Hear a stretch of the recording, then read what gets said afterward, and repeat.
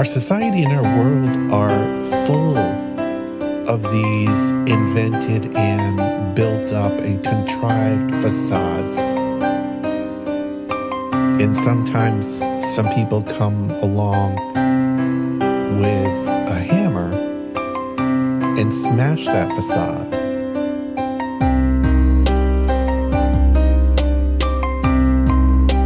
It's a brilliant, powerful hammer. It's a brilliant, powerful hammer to smash that facade.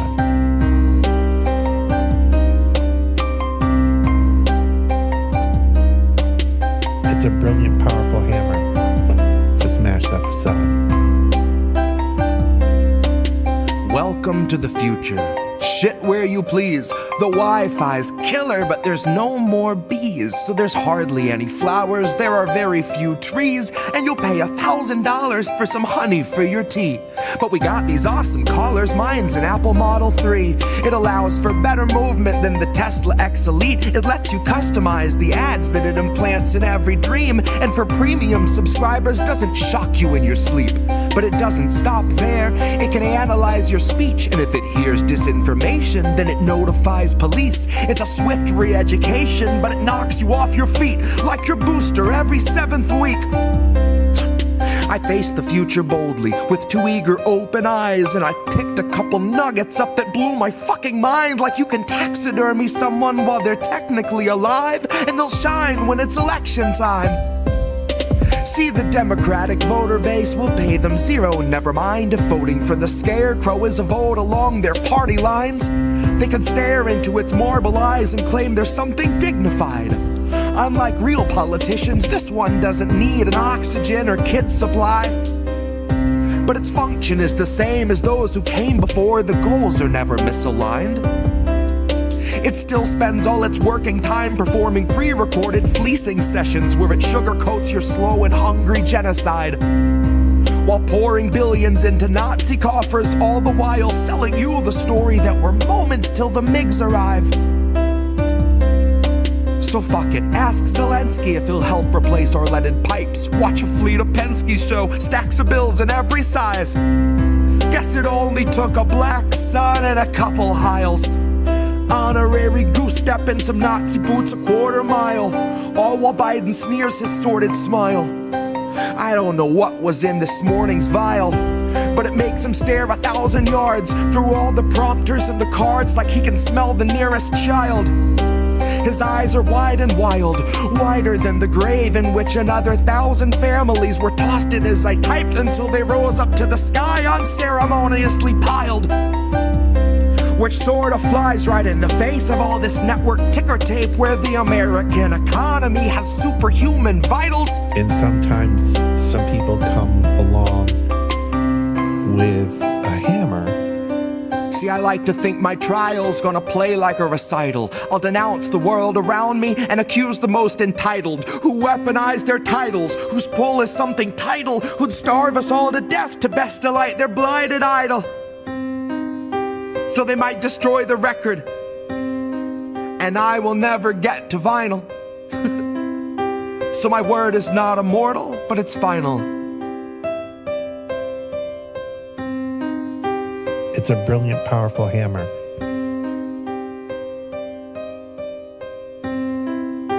It's a brilliant, powerful hammer to smash that facade.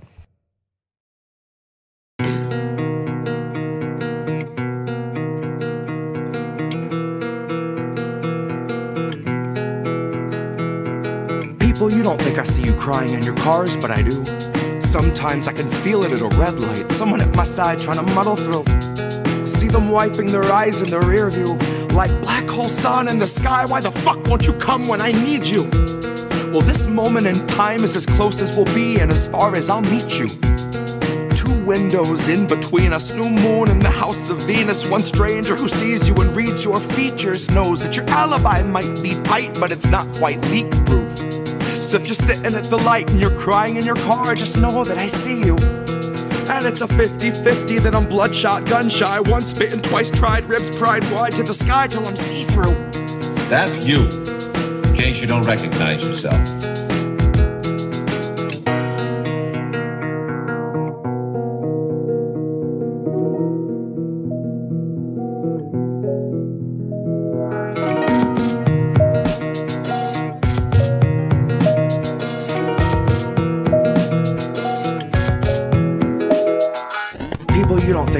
struggling to breathe, but I do.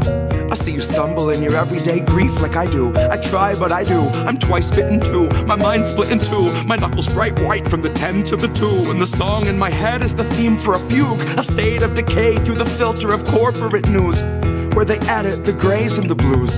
They whitewash the brown till they drown out the natural hues.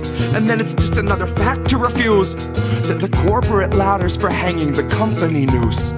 Consider it one of your perks, after all it's communal in use. So you can come and hang till your legs go limp and they're shaking you loose. Now you watch 5 co-workers opt for the alternate exit, neatly suspended above where you wolf down your food. And your company gets its incentives embellished by harping on wellness, suggesting you'd best take time for your mental health after your 14 hours are through.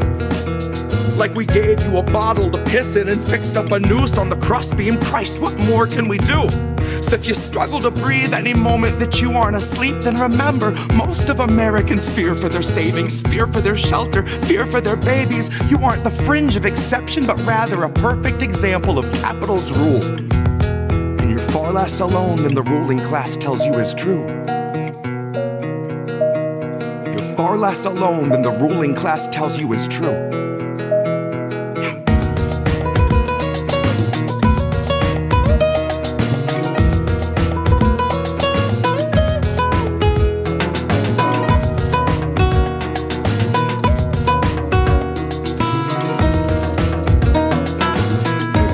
I see you crying in your cars, but I do.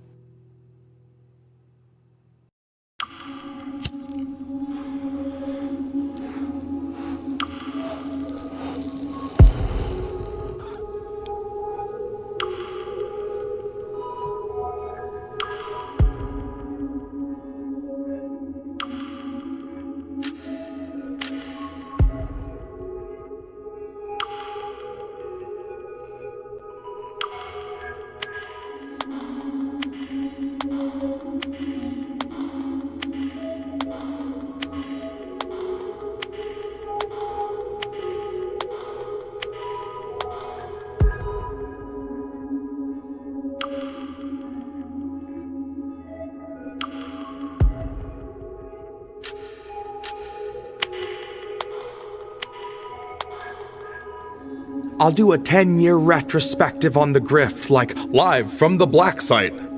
I'll have hair to my knees, missing half a dozen teeth, singing Kiss from a Maglite. And I'll say, welcome to the stream. It's been 15 years since I talked to you last night. 'Cause when my cap's tight, I serve about a month a minute in this meta prison half-life. Smell-o-vision last rites, soldered in the synapse. Every breath's an hour long, confined inside the time-lapse. Fourth wall crumbling, then suddenly the mimes laugh, reach in their invisobox for lithium to Minecraft. Congress needs a cobalt fix, child workers, open pits, who pluck your precious metals out with cracked and bloody fingertips. Couple minutes break to go and take some muddy river sips. CNN says, "Smile, kid," and edits out his splitting lip. So if a tree falls in the forest, did it really make a chorus if no human heard the timbers rip? And by that token, would we ever offer aid to any nation we've enslaved by way of business trip? Now, knowing what I know, I love to scream myself to sleep and like to smoke myself illiterate, just trying to cork the flow of words that pour forth so unlimited. But something in me knows I'll never want for inspiration in the land of politicians making millions off carcinogens. So let me break it down for all you suits and all you synergists, and then I'd like to circle back in terms that you can simmer with. Corporate worms and CEOs are feasting on the dinner guests. Oil peaked, and so to speak, it didn't pique our interest. Leaders eat their promised words, then smile back all winter fresh. They smile like recruitment ads. They smile like the noose is prepped. Smile like a whistleblower strolled into the intercept. Editors start licking lips, Klippenstein with bated breath. Bet they're gonna burn them till there's not a trace of embers left. Send them out to sea like TYT when half their members left. Democrats are warning you there's only one November left, and it's crucial that you re-elect the rack on which the renters stretched. Past their means, past their seams, past their need to genuflect before whatever senator they meet that hasn't hemorrhaged yet, whose fondest memories all involve a charter trip upon an Epstein jet. Lesser evil voting still means evil's all you'll ever get, and might be all that we deserve. We've let them leech our labors and unravel all our worth. We can call ourselves constituents, but we know who they serve, and it is nothing of this fucking earth.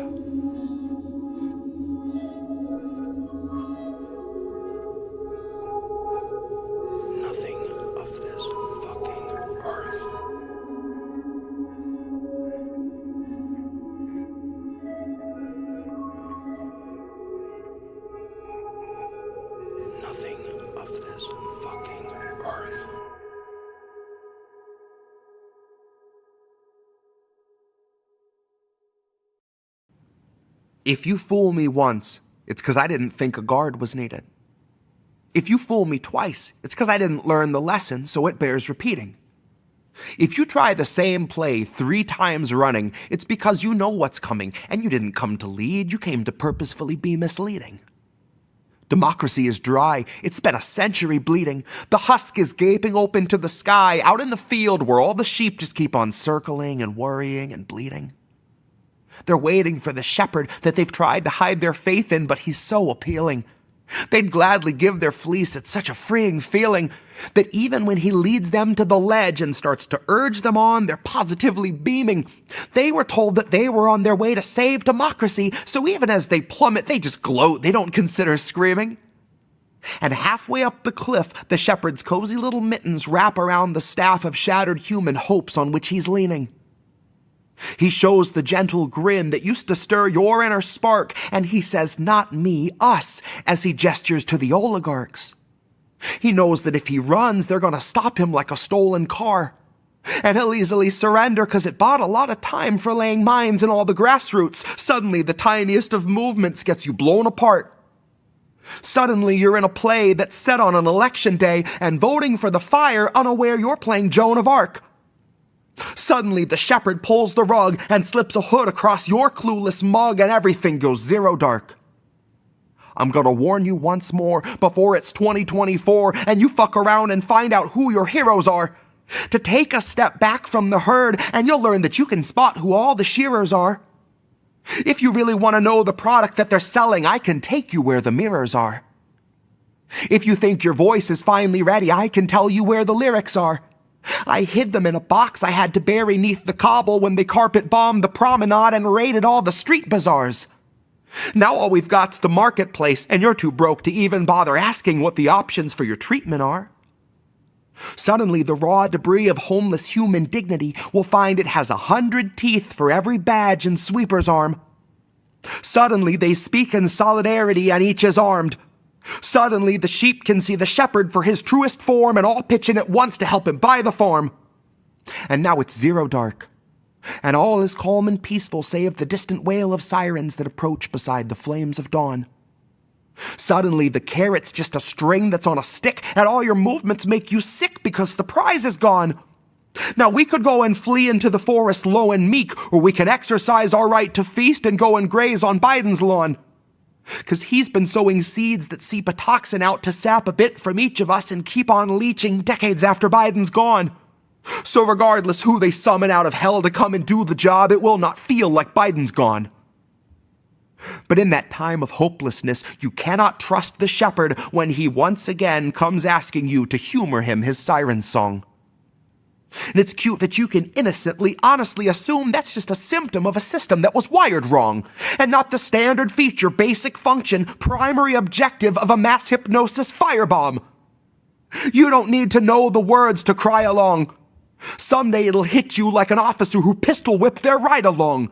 Broke his jaw and kept his job and kept it moving right along. That voting isn't red or blue or black or white or right or wrong. Voting's like a firing squad where you can choose the firearm. It's slow extinction by and large. It's Super Tuesday supercharged. It's all your futures, roots and all, just tossed out on a garbage barge. It's everybody dropping out to push the biggest oligarch. It's everybody voting fire, registered as Joan of Arc. I know you hated being forced awake. I know they wrapped you in the warmest chains, and I know they're so hard to break. You only said what you were made to say. I can't imagine how you feel today, now that you're watching as it caves away. While you were telling us to keep the faith, I bet you wondered why they made you wait. I bet you wondered why they made you wait. Pity not the vultures, they've enough to eat. Pity not the structures laying at your feet. Cannot see the sky, but there's this rainbow in the creek that spells pity-free speech when we can't afford to speak. That's Agenda 2030 on some early release. It's just our policy of never-ending chemical leaks. That's the cholera awash in your embedded beliefs. It's the billionaires who tell you what you'd better believe. And sugar, if you don't agree, then that's what we call extreme. Now if that isn't fascism, I'm going back to sleep, 'cause words have lost their meaning, and I'm trapped inside a dream where we turn the gears while living in the spaces in between.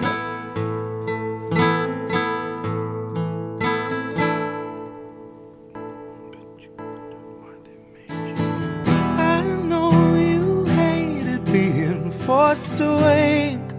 I know they wrapped you in the warmest chains, and I know they're so hard to break. You only said what you were made to say. Poor thing. I can't imagine how you feel today, now that you're watching as it caves away.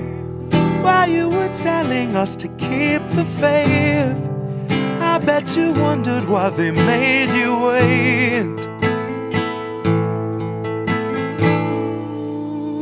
I bet you wondered why they made you wait.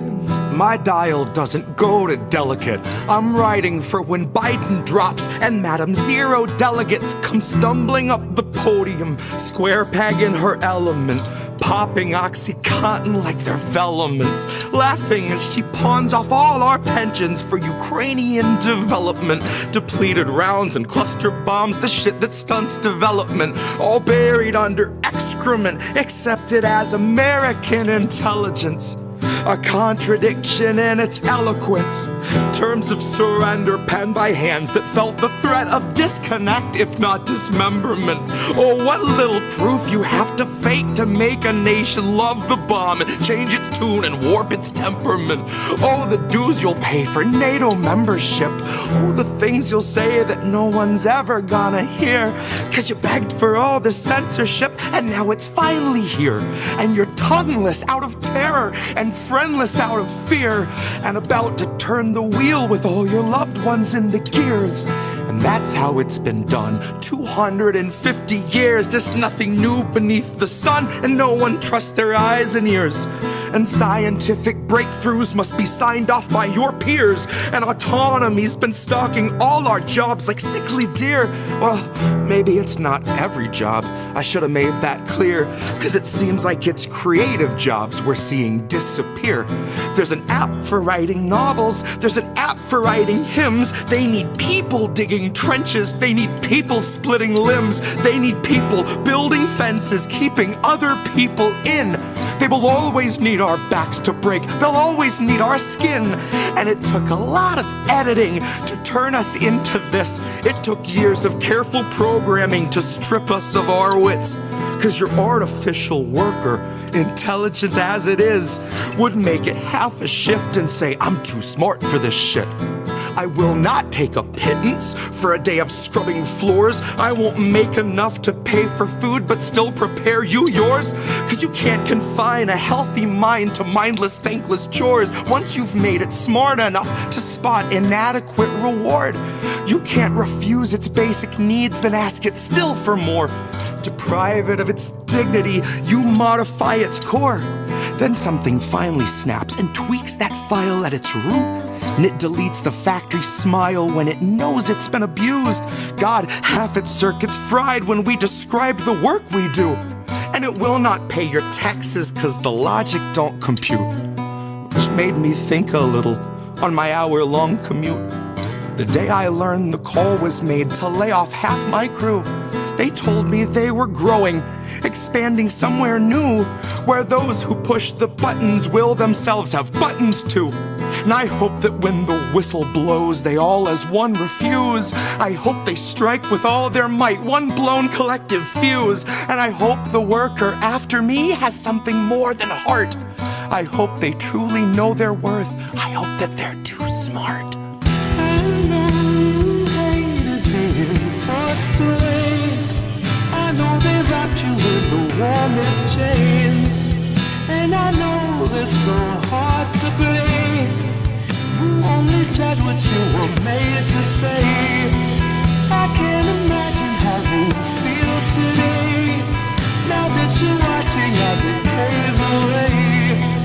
While you were telling us to keep the faith, I bet you wondered why they made you wait.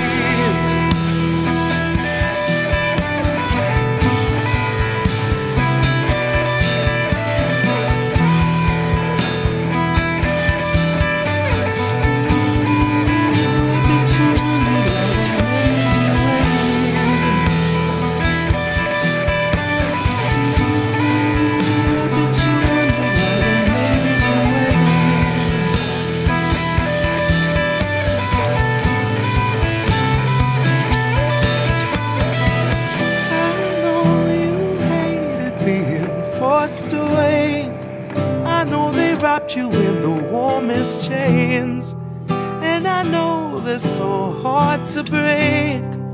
You only said what you were made to say. I can't imagine how you feel today. Now that you're watching as it caves away.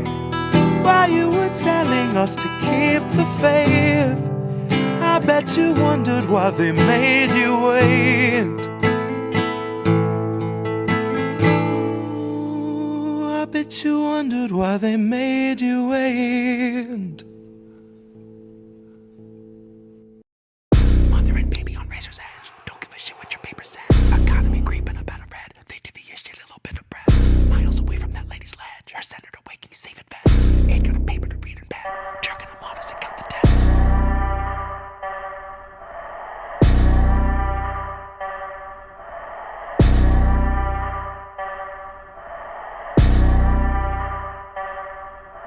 Gorillas in the mist, skin suits in the Senate. Water in the streets, chest deep like it's Venice. Water out a tap in Jackson comes blacker than resin. Black incidentally like most of its residents, which is why it isn't on your television, isn't on the lips of your president. Well, I'm admitting that as evidence. I've been fleshing out a case to be made for the testament. I don't know what our collateral count is, but doubt it is less than the estimate.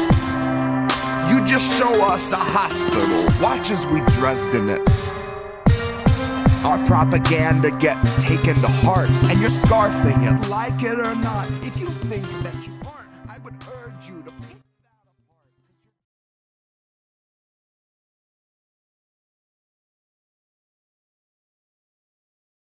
Have just an off-the-cuff chat between you and me. Us. We want to talk right down to earth in a language that everybody here can easily understand. Who are these people? It's us. We're these people. I love that intro. I love that intro so much. I'm here with a different co-host this time, Oz LaFave. Hey guys, thanks so much for having me on. Friend of the show, DJ Joe Nice. How are you, friend? What's good? And you hear Nick say this all the time. The United States is the most propagandized country in the world. We are so fucked, you guys. Again, I'm sorry for being cynical, but seriously, we're fucked. We are fucked. We are well and truly fucking fucked. Just appreciate all the work that you do and the platforms that you all are providing. Hey, you. Doing good. How are you guys doing? And as independent media, we have a responsibility to be, we don't hide our bias, obviously, but we must stay true to the facts. What's up, Pam? Cheers and salutations. Welcome if you got them. But I am here with a man that I've been waiting to talk to for the last couple of years, Nico House. As an educator, what I would suggest is that, first of all, podcasts like these are made. So you need to be an example for the people and for the future, knowing that your words can actually change the future. What do you feel? What would Kwame Ture feel we would have to do? Well, politics is every day of every minute. You have to be aware of what's going on. Not voting on one day, so the vote has never meant anything. So I'm not a Democrat. See, I would call that guy the Black Obama. No. The issues that we talk about, listen to us. As always, kids, labels are bad. Stay independent. Good night, fam. INN News. What's up, everybody? We did it. We're here for another week. I got my co-host with me, as always, Collin Radix-Carter, aka I can't Care Bear. see you. Can't see me. I can't see you. You can see me now. There you go. Collin just got done with workouts and all that stuff, looking swole. No, I thought you did that yesterday. That's what happened. Thought about doing it today, lifting but, the weights, picking up the heavy things, putting them down. What you been up to? Something. I was sick last week. My guess was probably the C19. Yeah. Because that's going around. Everyone seems to have that. So I was. You, Jesse, Oz. Yeah. Candace going through some health stuff. Please go throw her some support. Little trailer park pundit over there. I remember what else. So you put together a rerun show essentially of house clips that we've done around Gaza. So appreciate you doing that while I was getting on the mend, so to speak. And I'm back at work. My kids come back tomorrow and Friday, so I've been busy trying to get my classroom together, meeting with families, with home visits, meeting my students, and like, doing all the things, and greeting them tomorrow and Friday. So just a lot of paperwork after work around getting my classroom together, such as the life. Yeah. You got to put all the motivational cat posters up, and that one where he's on the branch. No, I'd be like, keep holding on. I actually don't put up. I actually don't put up posters really because it kind of takes. Well, first of all, that's not going to really mean anything to the kids. At least at this age, really, number one, they really don't look at them, in my personal opinion. Yeah. But then mostly it's the idea of I want to put up their things versus like either something I created or something that was manufactured. So right. So those things will be gradually put up probably in the next couple of months, honestly, with the work that we're going to be doing anyway. I always hated those, like those manufactured motivational posters. I just, the one that's like climbing a mountain, keep climbing. Those always just make me laugh at how ridiculously corporate they are. But that's just me. Right. But anyway, we brought also, some stories. I don't have a lot of wall. Right. I don't have a lot of wall space. Yeah. Well, I do, but either the walls I have are extremely high, or so it doesn't really make sense since my kids are 3, 4, and 5. Right. That again may not be able to see, but then it's just a question. So just a lot of creativity of actually putting stuff up because I have limited space. Mm-hmm. I didn't go away, guys. But thank you. I was sick last week, but thanks to Indy and Reef for holding the fort for me. But now I feel well. Dude, we have so much Palestine stuff that's evergreen that I can rerun if need be. Like, way too much, honestly. How many? Like, how many hours worth well, of we've got, Palestine coverage alone do we if you think have about per just with show, INN News? we're on episode 121 now, right? You divide by that by 4. Some of those segments are like an hour a piece.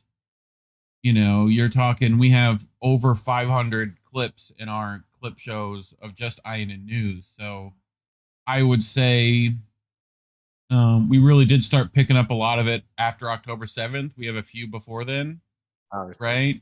But like, I mean, we've done 1-2 of those a week since then. So, yeah, you know, we've got a good 100 clips just on that alone, you know? Right.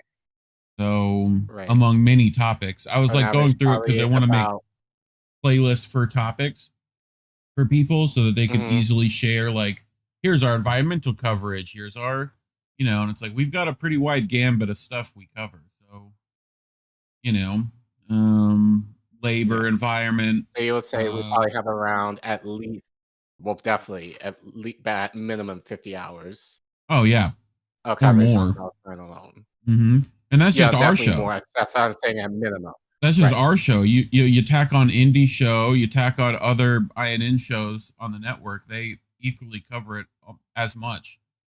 So, but yeah, what'd you bring this week?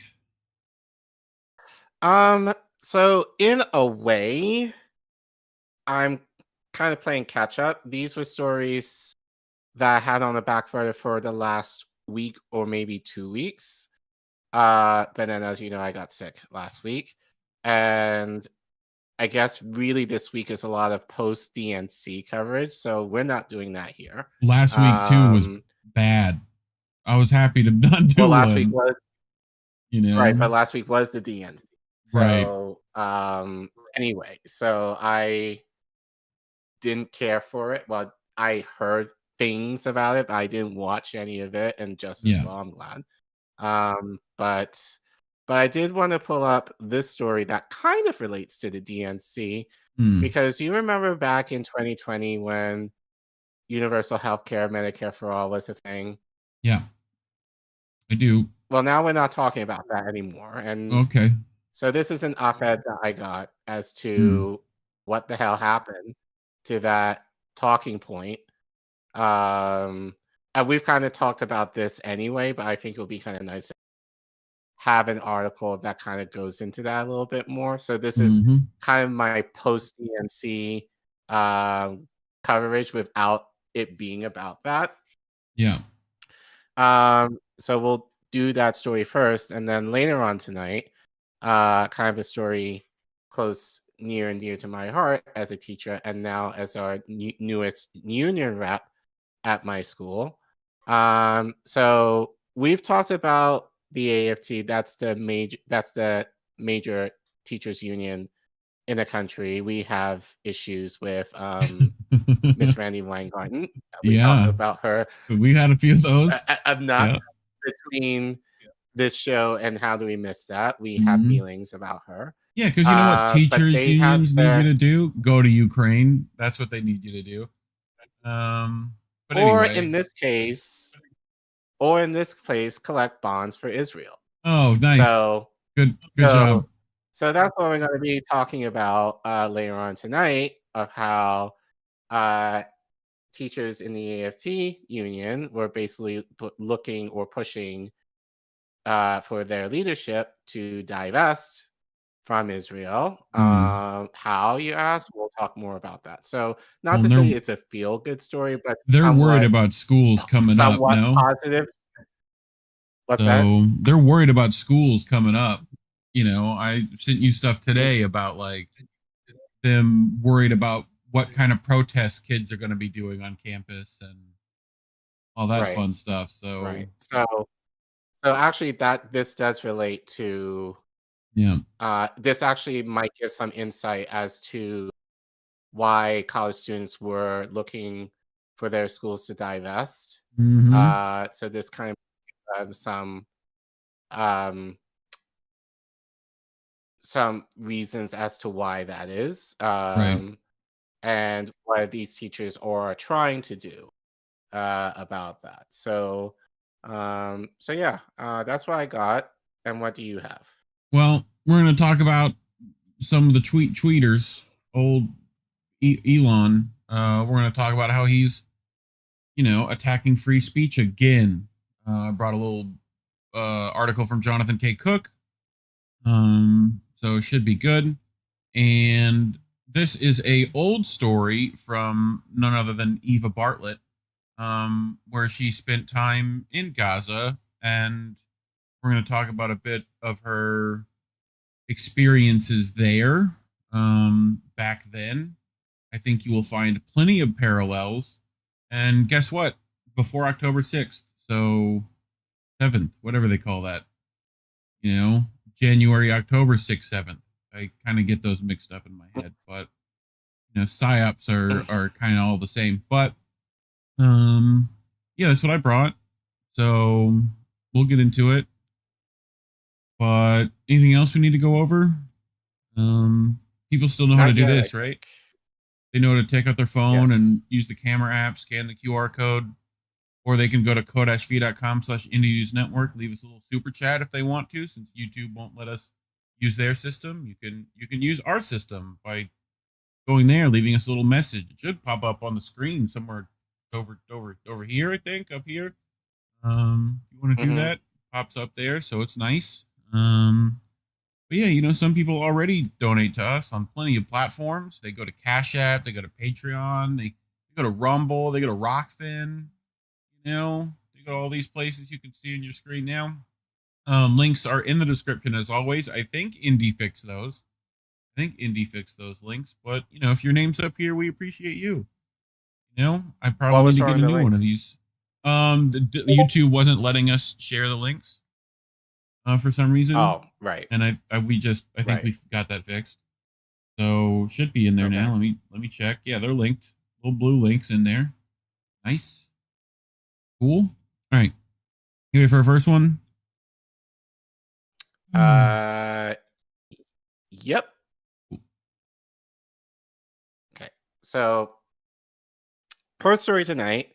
We're not going to talk about the DNC, but this story kind of relates to the DNC in terms of how 4 years ago, Medicare for All / universal healthcare was a hot topic. And given that we were in the midst of the pandemic at that time, it was probably could have gotten shirts for it at Hot Topic when that was still around.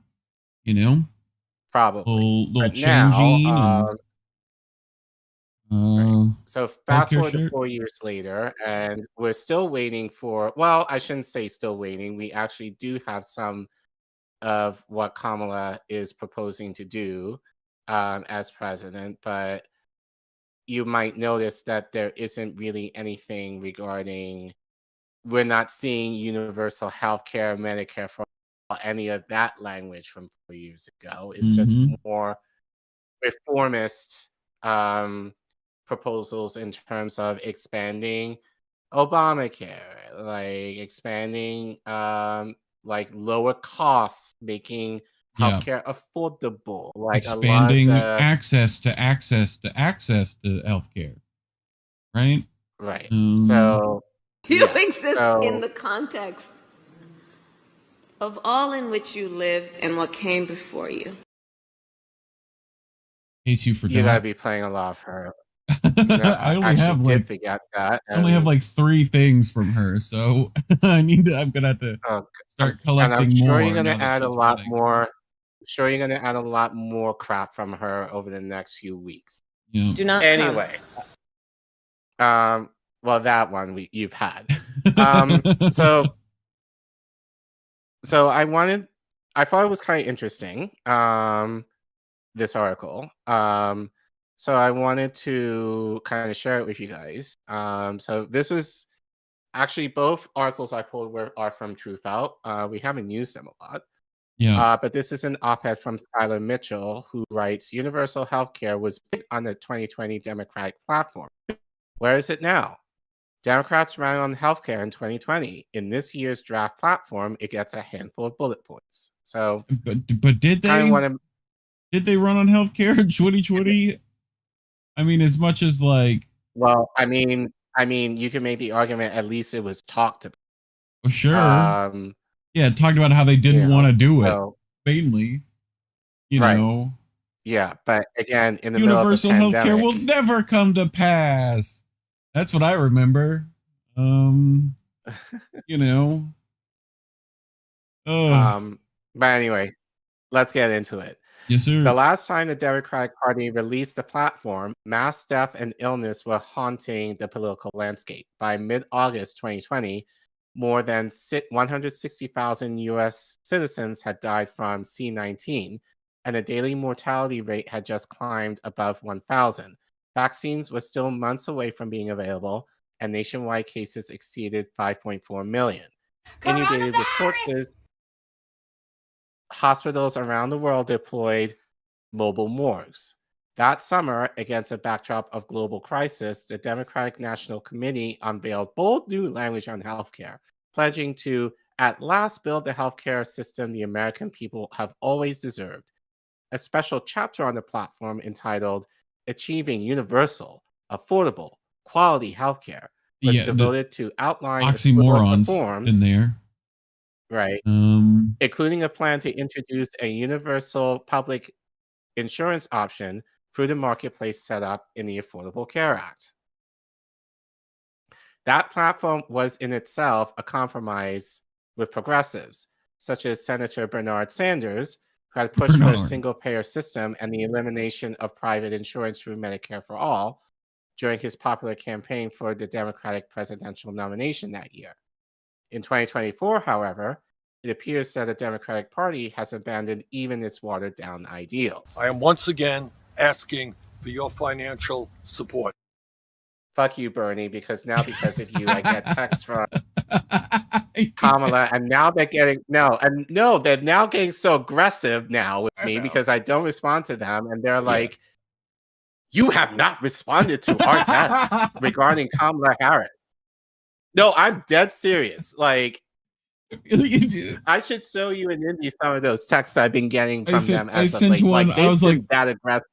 I was like, new phone, who dis?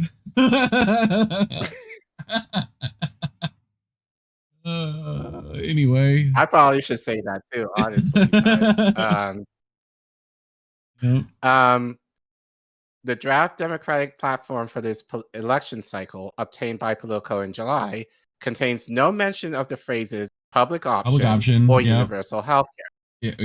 In fact, although polls have shown that healthcare affordability remains a top concern for voters, the issue does not even receive its own chapter. Except, healthcare and prescription drugs is just one of several bullet points under a chapter with the milquetoast title, Lowering Costs. The platform attained by Politico is not set in stone.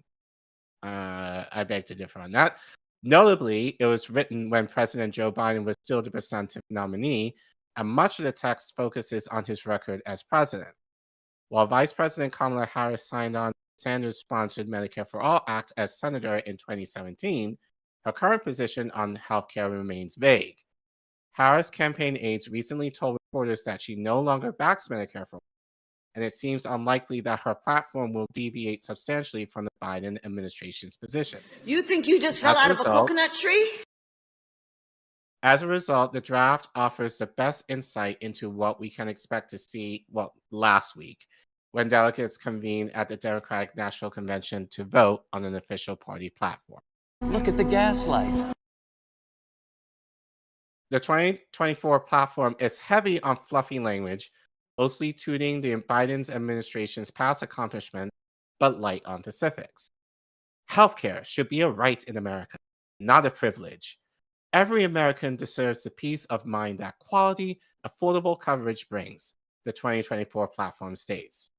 Democrats pledge to continue the fight for the expansion of the ACA, noting that today, more Americans have health insurance than ever in history. A record number of people signed up for the ACA after the passage of the American Rescue Plan Act of 2021, in which the Biden administration made more Americans eligible to receive tax credits to offset the cost of premiums. These temporary enhanced subsidies were removed once in the Inflation Reduction Act, but are now set to expire next year. In the platform, Democrats pledged to renew the tax credits and fight Republican efforts to let them end. Mm-hmm. These perpetually precarious subsidies are far cry from Medicare for All or real public option. And while it's true that in the United States has seen a streak of record low uninsured rates since Biden took office, earlier this month, the Centers for Disease Control and Prevention announced the number of uninsured Americans rose during the first months of 2024, bucking the trend. Low-income Americans will be automatically enrolled in the public option at zero cost to them, though they may choose to opt out at any time, Democrats promised in their 2020 platform.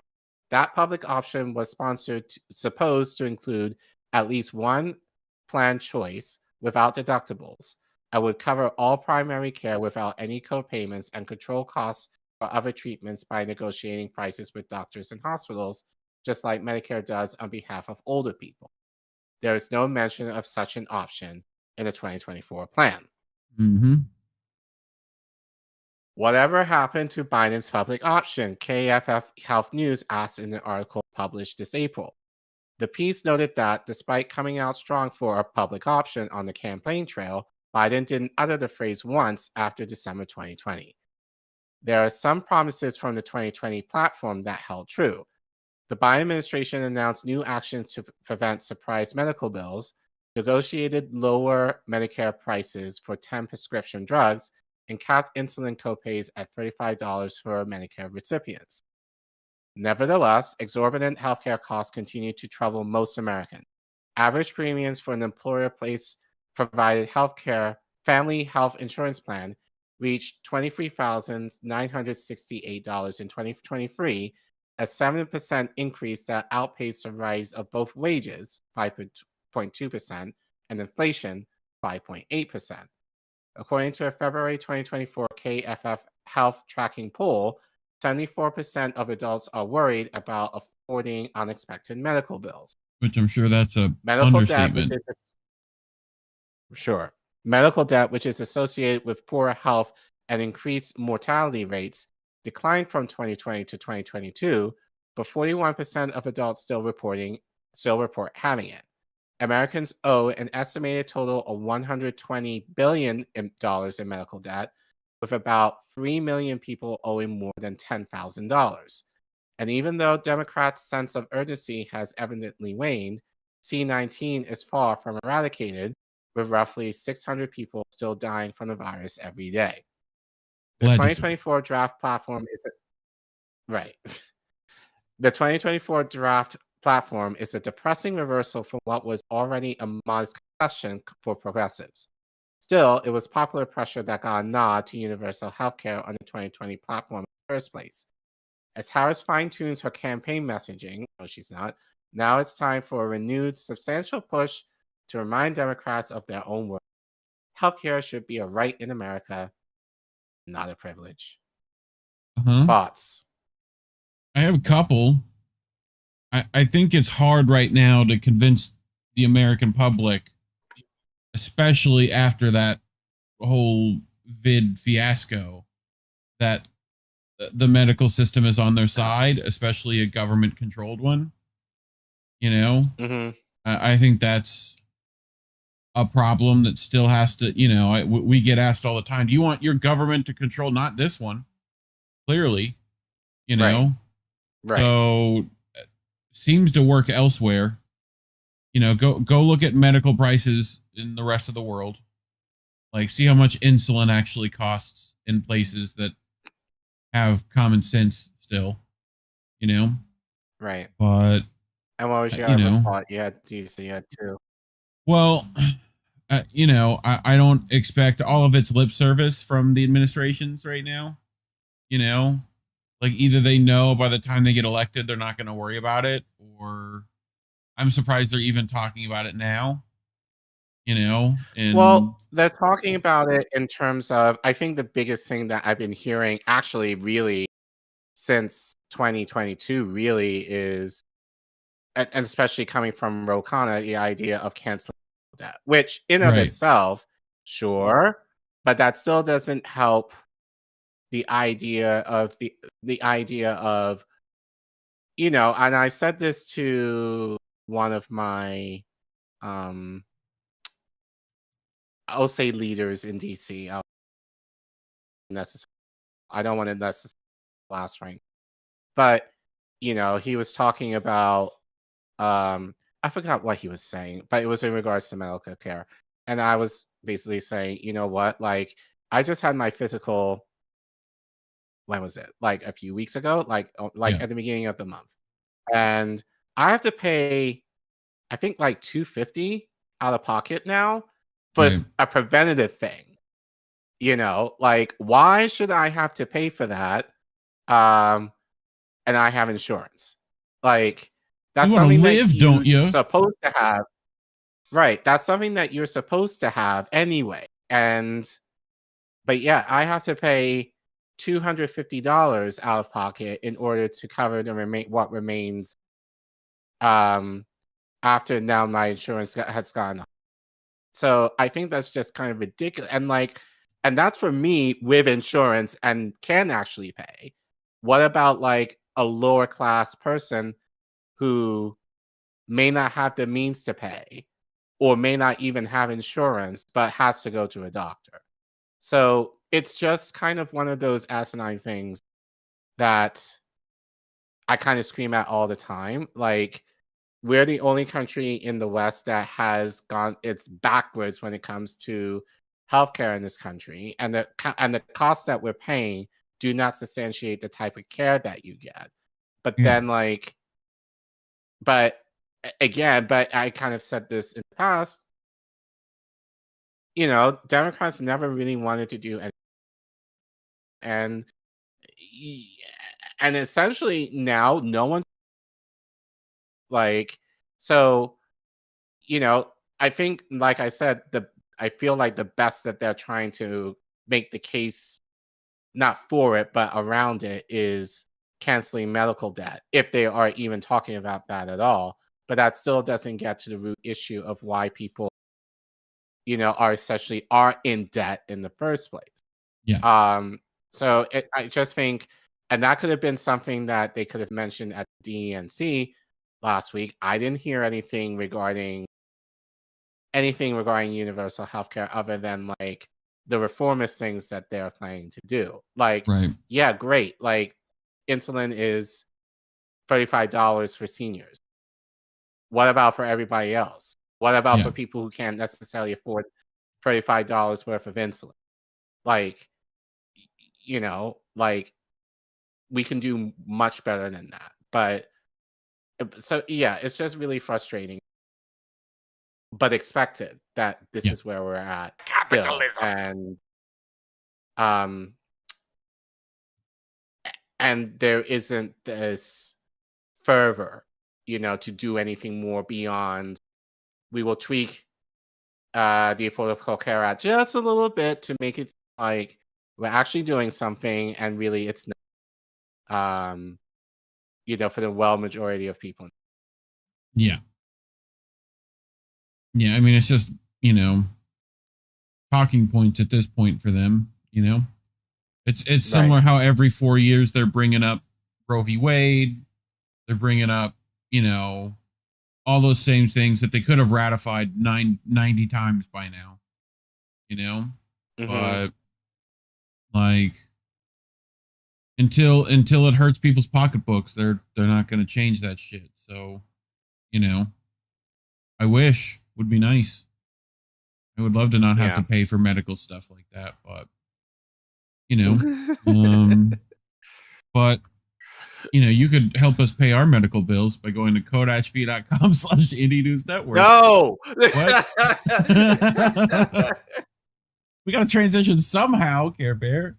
You know? No, don't say that. No. You know, like, scan that QR code on your screen. You know how this works by now, right? If you can't do that, you know, we get it. Times are tough. You might have your own medical bills you got to pay. Just, you know, like and subscribe, share the stream, do all the stuff you normally would to every other streamer you like. You know, some of that engagement allegedly helped. Help us get to 3K, 5K, 10K, make that number go up. Very easy stuff. But, let's know what you think. Otherwise, thanks for watching. All right. Before we get to that, let's go check the chats.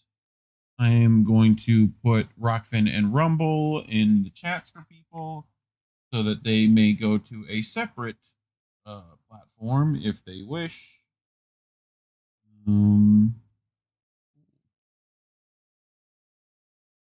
Yeah, I'm going to hit one of these, then head to Rockfin. Anna Mayer's left us a $2 tip over on the Rockfin. Thank you. Appreciate you. She did that right at the start. But don't get me started on dental insurance. Like, WTF, they pay nothing. It's everyone's teeth are messed up after masks, and only Western medicine designed to keep you sick and kill you is covered. So, good stuff. What you got? You got anything on the YouTubes? I do. So shout out to Oz, friend to the show, who said lip service 2020.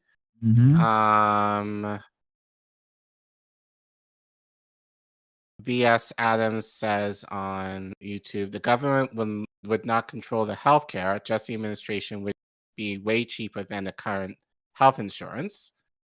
Let's see, anyone else? Driving me Macy. Who are these people? I think Indy asking. That was just me hitting the button. Driving Miss Macy said, I think people are suffering from the boy who cried wolf syndrome. Sure. Yeah.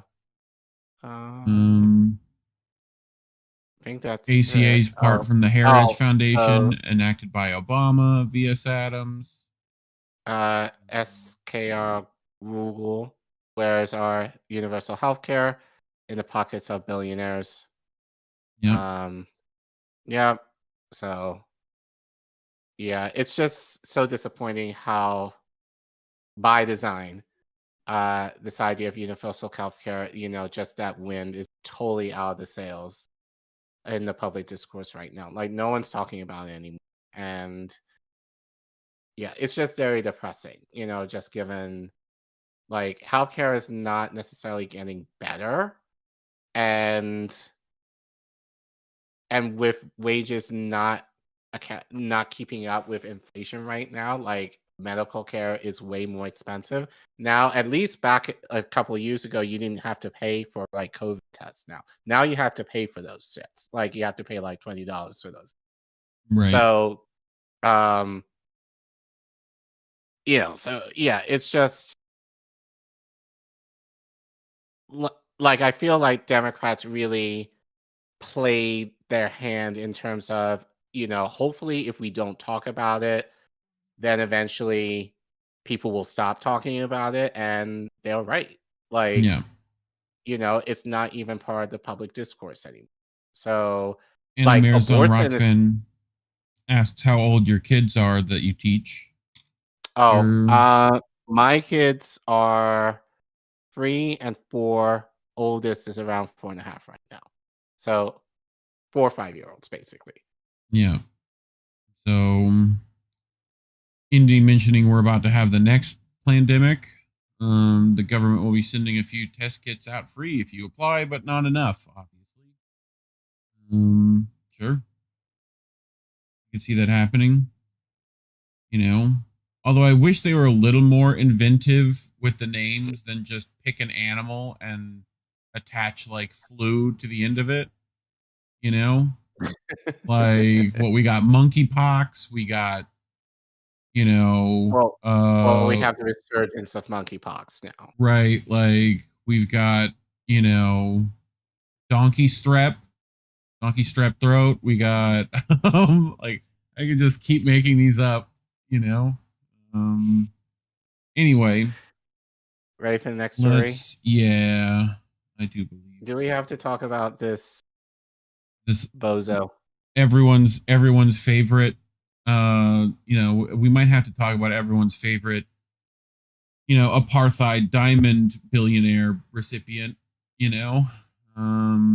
but fun South African. But we're going to talk about free speech, which you think this guy may be giving you some, but I'm here to tell you, you don't got enough capital. So this is from Jonathan K. Cook, one of those Indie Media Award honoree peoples. So he writes, Elon Musk doesn't protect speech, he monetizes it. The savior of free speech is cracking down on criticism of Israel's genocide, writes Jonathan Cook. Who would have thunk, Care Bear, that that's what's happening? Yeah. So many users of X, I'm not going to call it that, it was always going to be Twitter, seem deeply misguided. They imagine that Elon Musk is the savior of free speech. He's not. He is simply the latest pioneer in monetizing speech, which isn't the same thing at all. All the blue ticks on Twitter, mine included, are buying access to an audience, which is why Musk has made it so easy to get a blue tick, and why there are now so many of them on the platform. If you don't pay Musk, the algorithms make sure you get minimal reach. You are denied your 5 seconds of fame. Right? So what is he he's calling me a sellout because I have a blue chat? Yep. Me too, man. I paid for 2 of them. So they got access to large audiences as a natural right. Twitter, they got access to large audiences as a natural right, along with politicians and celebrities. They never paid a penny. They felt entitled to those big audiences because they already enjoyed similarly big audiences in the legacy media. They did not see why they should start competing with the rest of us to be heard. The new media system was rigged, as the old media system has been for centuries, to ensure that it was their voices that counted, or rather it was the voices of the ultra-wealthy paying their salaries who counted. Independent journalists, including myself, have been some of the chief beneficiaries of Musk's X, Twitter, but I don't for a minute make the mistake of thinking Musk is really in favor of my free speech or anyone else's compared to his own. So, a reminder that free speech in America is special, and we need to do everything possible to preserve it. Anyway. What was that written? Do you know? What was that written? It was Global Government Affairs last night. Alejandra de Moraes threatened our legal representative in Brazil with arrest if we did not comply with his censorship orders. This has to do with like Rumble and stuff. Not sure. Twitter specifically got threatened in Brazil. But being able to buy yourself an audience isn't what most people understand as free speech. Musk's Twitter is simply the latest innovation on the traditional free speech model from the bad old days.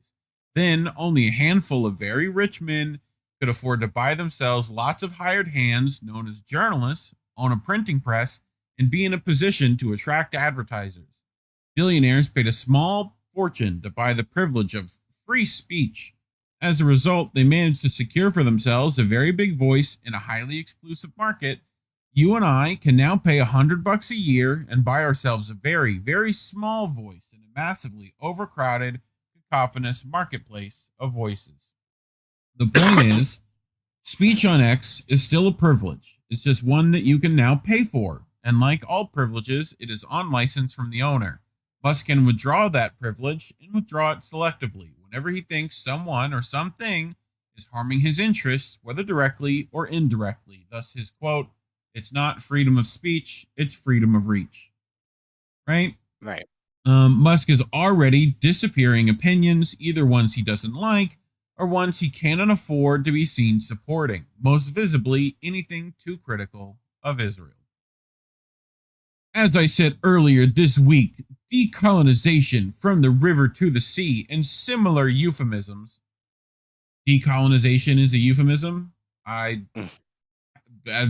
Your South African is showing there, you fucking dirtbag. Necessarily imply genocide. I don't think we got to imply it anymore, bro. I think the ICC already figured that one out. Clear calls for extreme violence are against our terms of service and will result in suspension. Right? You remember this? Mm-hmm. November 17th. So, he has threatened users with suspension for repeating slogans such as "From the river to the sea, Palestine will be free." In other words, for calling for an end to what the judges of the World Court recently decreed to be Israel's apartheid rule over Palestinians. He's also against hosting on Twitter the term decolonization in reference to Israel, claiming perversely that it implies a Jewish genocide. Itself an implicit admission that Israelis, not Jews, have long been colonizing Palestine and ethnically cleansing Palestinians. The Israel lobby is also pushing hard for a ban on the word Zionism and Zionist. It won't be long before Twitter, like Meta, cracks down on these terms too. Keep in mind what Zuckerberg just admitted not that long ago, right? That he censored for the Biden administration. You know, as well as we've talked about specifically how Meta and TikTok and multiple platforms infiltrated by deep state Zionists. So, you know, they got their hands in a lot of pots. But note that banning these words make it all but impossible to discuss the specific historical forces that led to Israel's creation at the expense of the Palestinian people, analyze the ideology that today underpins Israel's efforts to disappear the Palestinian people, or explain how the West has been complicit in Israel's illegal occupation of the Palestinian territory for decades and is currently aiding the genocide of Palestinians in Gaza. The loss of Zionist and Zionism from our lexicon would be a serious handicap for anyone trying to explain some of the major events unfolding in the Middle East at the moment, which is precisely why the establishment and Musk are so keen to see such words discredited. Expect to see Musk's Twitter getting a lot more censorious over the next months and years, especially against what he is terming the far left. That is, disparate groups of people he has lumped together who hold opinions either he doesn't like personally or that can damage his business interests.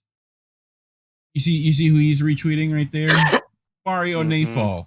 Just block that guy. What are you doing? Dude's a psyop. Anyway, old Twitter was fundamentally a tool of the far left. From the standpoint of the far left, the platform is far right, but it's actually just centrist. What's the difference between those two things? Far right and centrist? Not much, in my opinion.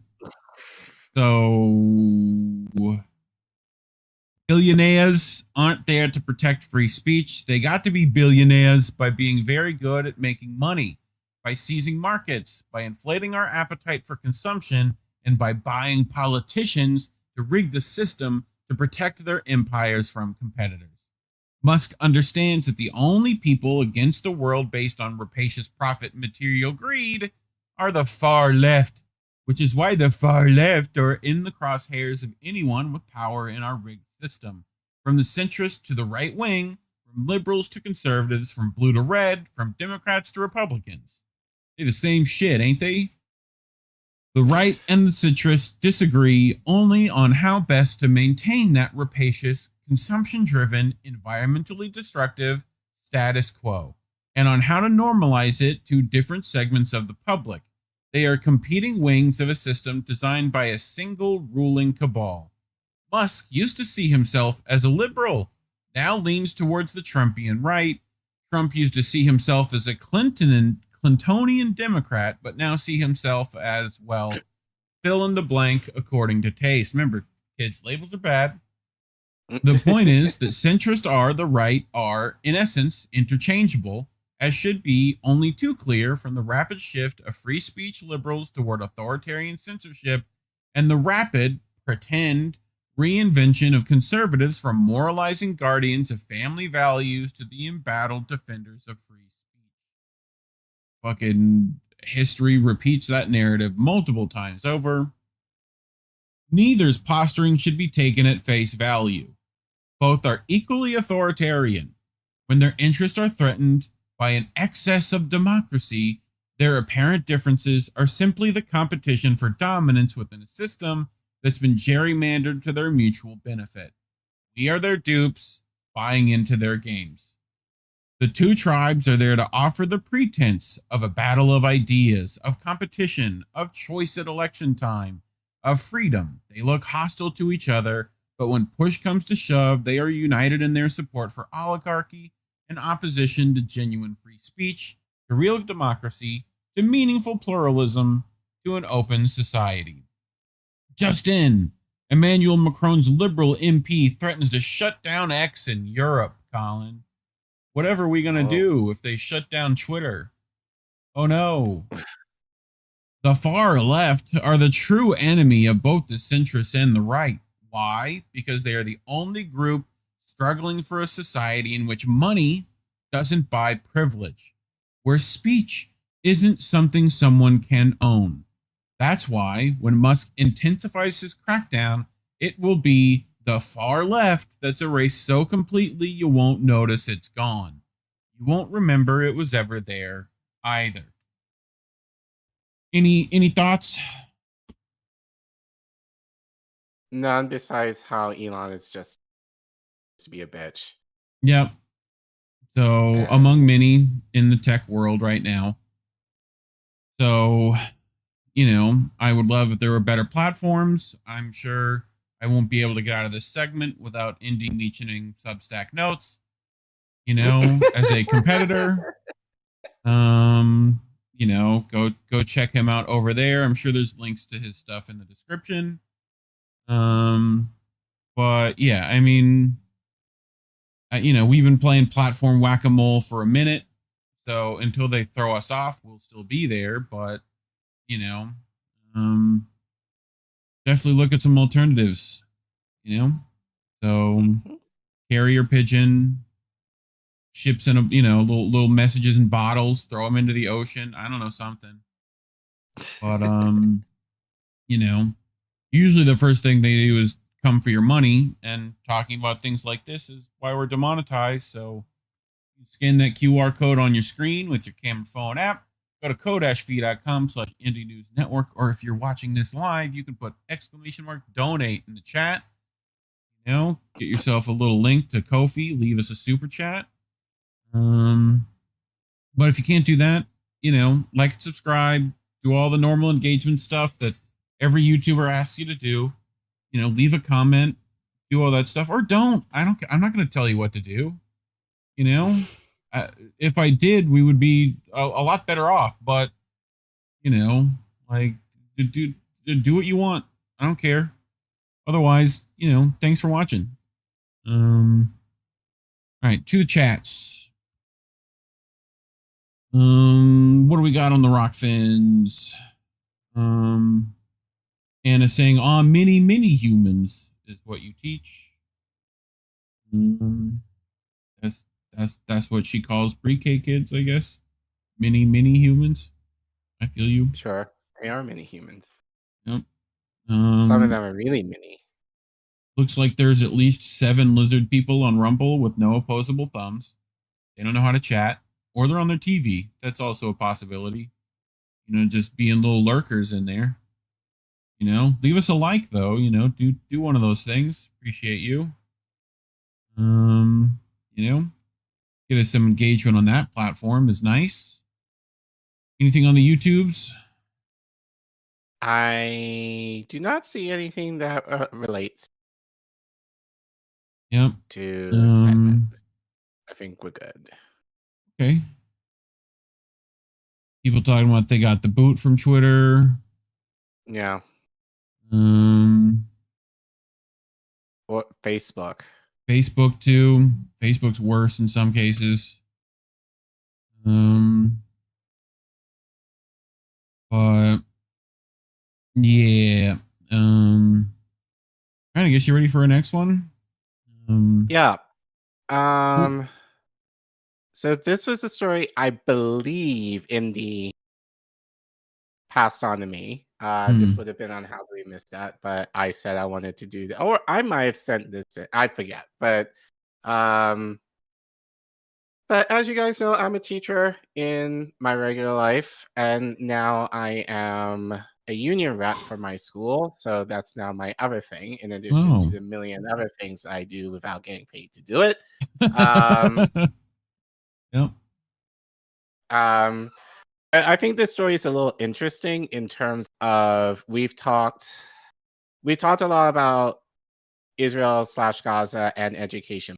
We haven't really talked about how like to varying degrees of teachers here and there trying to be allies to Palestine and having their jobs be at risk or their students being at risk due to their solidarity. But I wanted to pull this story because I thought it was kind of interesting. I think it also kind of gives, as I said earlier, some insight as to why college students are protesting at their colleges and universities, at least in the spring, and hopefully within the next week or so now that they're coming back on campus. Yeah. So it kind of gives like curling behind the veil moment as to some of the things that are really sneaky. And honestly, in reading the article, a lot of it should be illegal. But this is just another example, once again, how union leadership does not reflect the views and the opinions of the rank and file. Like, I know, Indian, you've said that many times, and it is apparent here. So, case in point, as you will read from this story, this is another Truthout story written by Marianne Dane, I guess that's how you say your name, where U.S. teachers pushed their union to divest from Israel. What happened? And a divestment pushed back by Palestinian educators came under debate at the American Federation of Teachers Convention. We've talked about the AFT before. They will mention it here, but essentially that's the national union for teachers in this country. So Marianne continues. As the American Federation of Teachers Convention kicked off in Houston, Texas this week. Oh, by the way, this article was written in over a month ago, by the way. The worsening humanitarian situation in Gaza was top of mind for many in attendance. We're going to show up at the convention and do everything we can to organize people around doing something about the genocide. Ted Cooper, Executive Vice President of AFT Oregon, told Truthout as he was preparing to travel to Houston last week. Like Cooper, delegates from union locals nationwide are leading political education organizing efforts at the convention and calling for AFT, their locals, and their petition funds to divest from State of Israel bonds and companies implicated in Israel's assault on Gaza and its decades-long occupation of Palestine. In doing so, they come up against some of the union's leadership, who have instead put forth a resolution of their own. We'll get to that later. One that calls for a two-state solution and argues that rather than turn away and divest from Israel, now is the moment to rededicate ourselves. The AFT is the nation's second largest labor union, representing 1.72 million members, including K-12 educators, higher education faculty staff, and healthcare professionals at more than 3,000 local affiliates. For the past several years, the union has held State of Israel bonds in its investment portfolio. Why? Who knows? Valued I can at tell a you high. why. That's from the other way around. That's hush money, pretty much. Probably. You know? Yeah.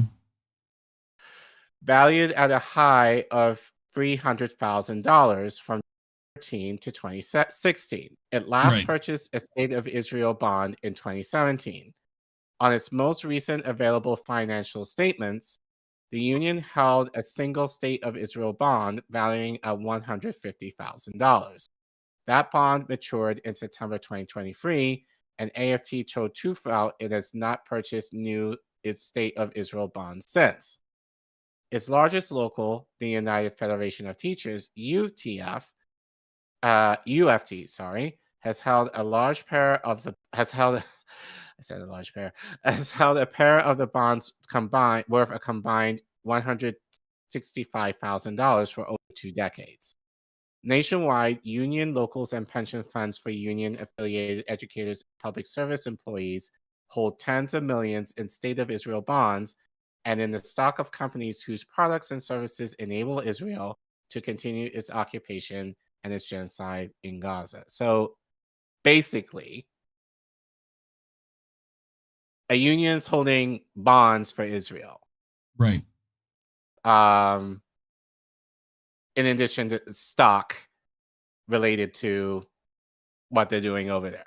So, Right. which I'm kind of like, why does the teachers union have any bonds at all?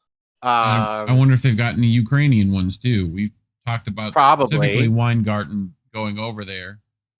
Right. So, the Development Corporation for Israel sells State of Israel bonds to raise foreign capital for the Israeli treasury. Bondholders maintain no oversight of how funds are spent once invested, and the funds are not earmarked or publicly disclosed. Of course not. As money in the government treasury, the funds are under the control of far-right Minister of Finance Bezalel Smotrich, who openly advocates for the utter destruction of Gaza and was recently recorded outlining a plan to de facto annex the occupied West Bank. Members of the AFT have expressed horror in response to what they see as the union's financial support for Israel's ongoing assault on Gaza, which has leveled schools, universities, and healthcare facilities across the Strip. Around 80% of schools in Gaza now require major rehabilitation or total reconstruction, according to a preliminary school damage assessment released by the Occupied Palestinian Territory Education Cluster, an entity led by UNICEF and Save the Children. More than 600,000 Palestinian children are being deprived of their right to education as attacks on the enclave continue, according to the assessment. Every university in the besieged Strip has been destroyed in Israeli attacks. The vast majority of Gaza's healthcare infrastructure has been damaged or destroyed, leaving no fully functioning hospital to serve the population. well, and as of yesterday, I think they bombed another school. Probably, yeah. So I can't even keep up anymore, to be honest with what's going on over there. We view this very much as the beginning of a campaign and the kind of first step in the political education that needs to happen within AFT on this issue of Israel-Palestine. These harrowing data points are cited in one of two proposed resolutions calling for the AFT to redeem its holdings in State of Israel bonds and cease purchasing new bonds. Additionally, the Berkeley Federation of Teachers, BETF, proposed a divestment resolution with broader scope, which, if passed, would direct AFT to call on teachers' pension fund managers to divest from companies that facilitate and enable human rights violations, military occupations, apartheid, or genocide. The AFT's International Relations Committee reviewed the resolutions at the convention on July 22nd. All three divestment-related resolutions were quashed in committee. Sources familiar with the proceedings who spoke to Truthout on the condition of anonymity characterized the committee meeting as biased towards pro-Israel voices and conducted in a way that limited debate. The resolutions targeting AFT State of Israel bonds are the result of efforts of a coalition of members who began organizing as AFT for Palestine last December. We are hearing from our colleagues from educators in Palestine telling us how horrific it is. The conditions of life make their work impossible, said Sharina Ravek, former president of the Graduate Labor Organization at Brown and a coalition member. There are educators in Palestine who are asking us as educators, as their peers, to be in solidarity with them and to intervene in the mechanisms that are enabling that genocide, and divestment is the answer. After collaborating on the resolution's text, organizers at 4 local passed parallel resolutions and submitted them for consideration at the National Convention. Support staff united at the University of Medical Center, where 20-year-old Palestinian-American Hisham Aranti was treated after he was shot with a possible hate crime in Burlington in November 2023, was among the union locals that submitted a resolution. The submissions were reviewed at the convention as a single consolidated proposed resolution. AFT Oregon also proposed a slimmed-down version of the resolution. BFT's proposed resolution took a different route, one that Executive Board member Andrea Prichette said was meant to allow for individualized divestment strategies to be pursued in jurisdictions nationwide, depending on the political climate and anti-boycott divestment sanctions BDS legislation. There are now more than 35 states with anti-BDS laws on the books. Our proposal, if it's passed, will empower locals in their state to try and organize around whatever type of pension system they have or whatever kind of retirement system they have and try and work within the landscape of their state, Pritchett told Truthout ahead of the convention. I'm sorry, I thought this was America.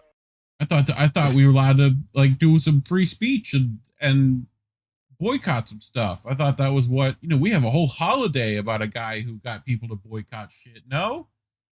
No, Right? Yeah. I mean, allegedly, every year, every politician's like, well, Martin Luther King, great guy.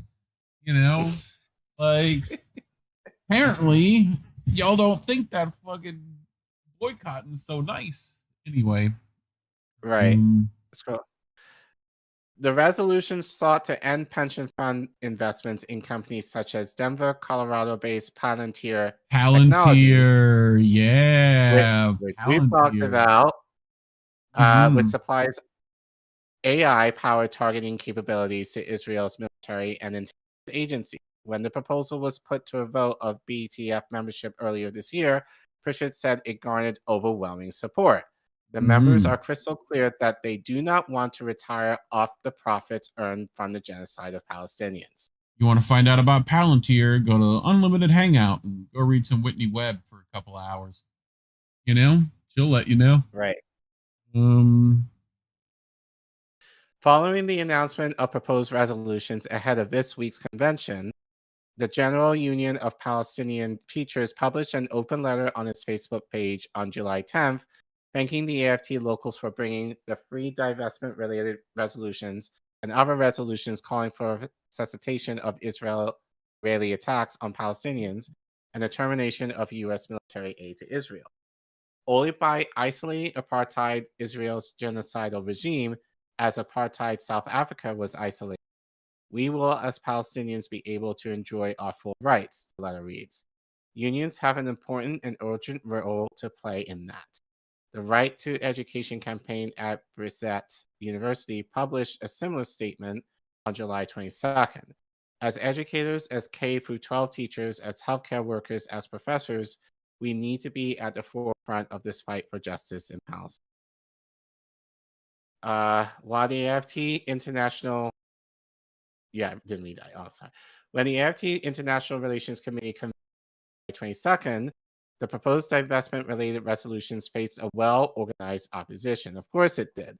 Delegates on the AFT's so-called Progressive Caucus spoke in favor of Proposition 30 for the Union to release a statement calling for lasting peace, security, and self-determination for Israel and Palestine.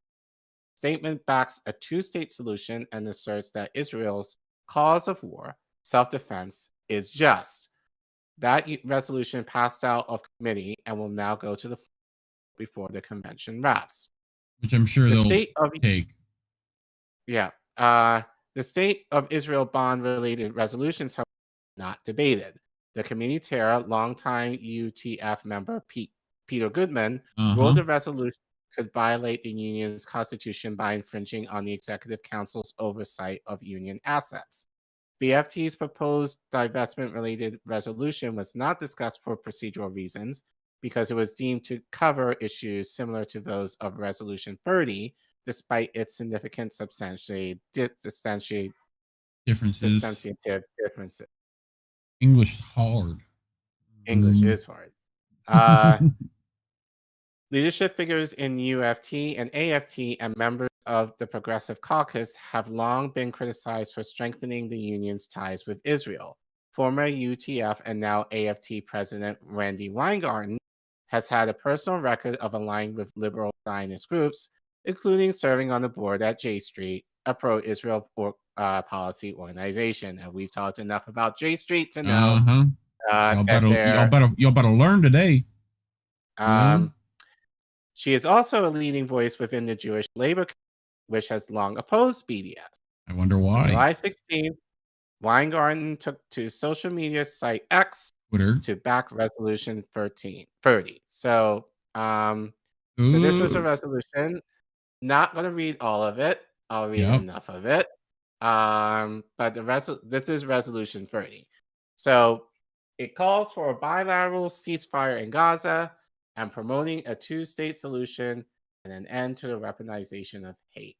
The war in Gaza must end, and diplomacy that creates two states for two peoples must start. Far too many Palestinians and Israelis have perished, and far too many Palestinians and Israelis have had their lives shattered and destroyed. As educators, healthcare professionals, and public service professionals, we are sick at heart over the toll this war has taken on thousands of innocent people, particularly innocent children. We have long recognized the right of Israel to protect its citizens against crimes of war and aggression. The horrific slaughter of Israeli civilians perpetrated by Hamas, Islamic Jihad, and others on October 7th was the largest last murder of Jews since the Holocaust. No, it wasn't. To this day, Israeli civilians taken as hostages on October 7th are still in captivity in Gaza. The ongoing war in Gaza, its terrible toll, tens of thousands of civilian Palestinian deaths, and its widespread destruction has created a humanitarian tragedy. Further shedding of blood in Gaza and the infliction of more pain and anguish will not bring peace and security to either Palestinians or Israelis. Cycles of violence and retribution in Israel and the Palestinian territories for the better part of a century cannot be broken with more of the same. Moreover, there is real danger of the expansion of the current war in Gaza and other nations in the Middle East and beyond. For all these reasons and more, the American Federation of Teachers supports a negotiated bilateral ceasefire agreed by both sides in this war and guaranteed by the international community. A ceasefire agreement must include humanitarian aid for the immediate provision for desperately needed food, water, medical care, clothing, and emergency shelter to Palestinians. And that's all I'm going to read. That's all I cut it. Release of all hostages taken on October 7th. Don't need to read the rest because we know this is basically fluff. Yeah. Both sides are nonsense. Right. Yeah. So. Anyway, organizers with AFT for Palestine also faced off when Daniel Siegel, former president of the Claremont College's chapter of the American Association of Universities Professionals and a member of the state coordinating committees of Jewish Voice for Peace in Indiana, penned a blog post for AAUP's blog, making a case for divestment. It was published and then swiftly removed on July 18th. Okay. A vote of the AAUP Executive Council later reversed that decision and restored the post. Yeah. Efforts from pro-Zionist voices to smear the resolution also launched last week as AFT published the book of proposed resolutions. Publications including the Jerusalem Post and the New York Post were quick to lob accusations of anti-Semitism at organizers and union leadership. Around the same time, Executive Council members began receiving thousands of intimidating emails demanding that they condemn the resolutions. Siegel told Truthout that these campaigns perpetuate a dangerous conflation equating anti-Zionism with anti-Semitism. It is not anti-Jewish to say that there should not be a state in which you have 12 million people living under the rule of the state, and all of those who are Palestinian have less rights or no rights, no citizenship, as compared to the Jewish citizens, he said. While this year's proposed divestment resolutions were quashed in committee, organizers remain committed to pursue their aims. They see the resolutions and this year's convention of a process. We view this very much as the beginning of a campaign and a kind of first step in the political education that needs to happen within AFT on the issue of Israel-Palestine. Matthew Miller, a member of the University of Maryland chapter AAUP and local 6741, told Truthout. While the convention closes on July 25th, organizers will return to local and state level struggles. We're not going away. We're going to come back and keep coming back till it makes sense. As educators, as K-12 teachers, as healthcare workers, as professors, we need to be at the forefront of this fight for justice in Palestine. Yep. Some of you are. You know? Well, trying to. But, so,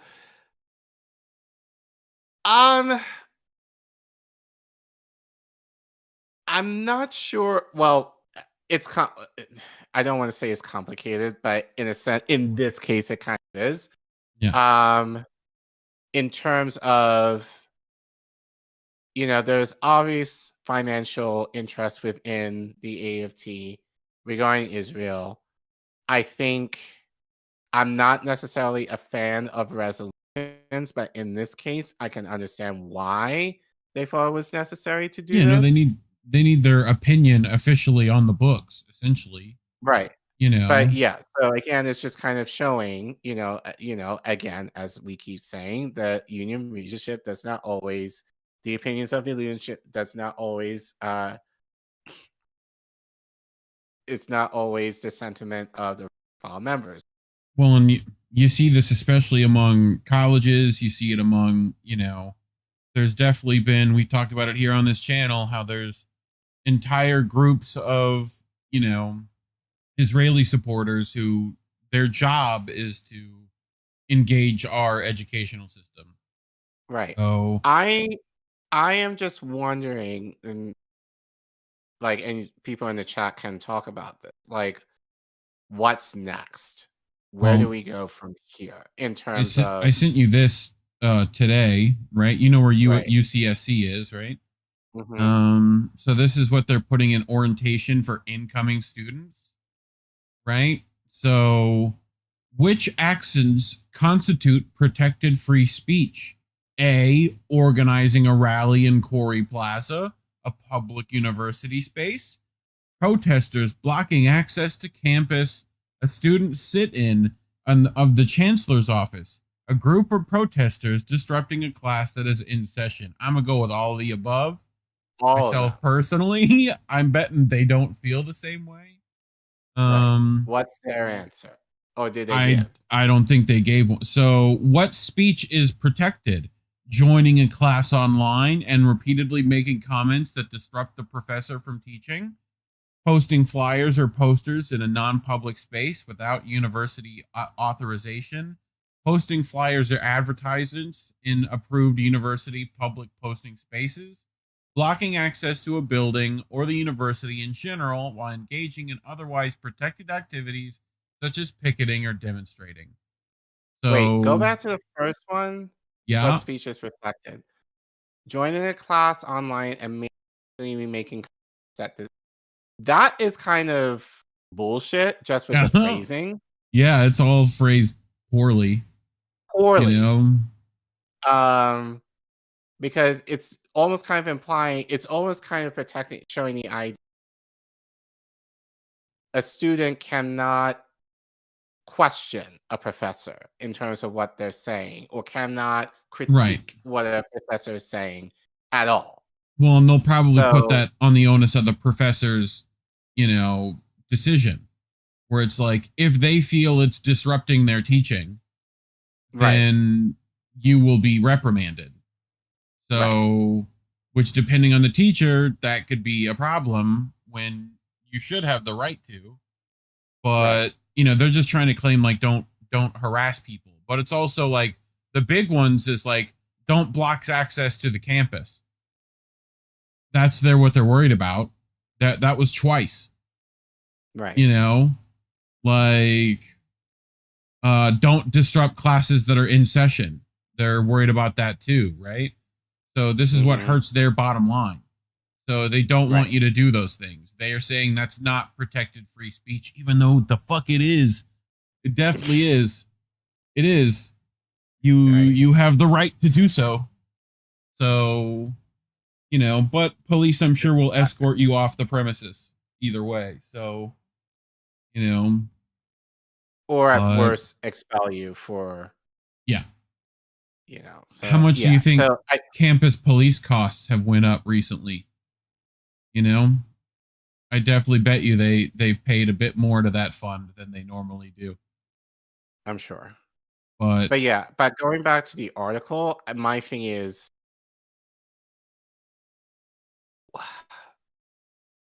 I mean, we've seen teachers strike before in terms of wages. Yeah. I'm just wondering if there's going to be enough enough of a groundswell for teachers, depending on the state, to do something similar in terms.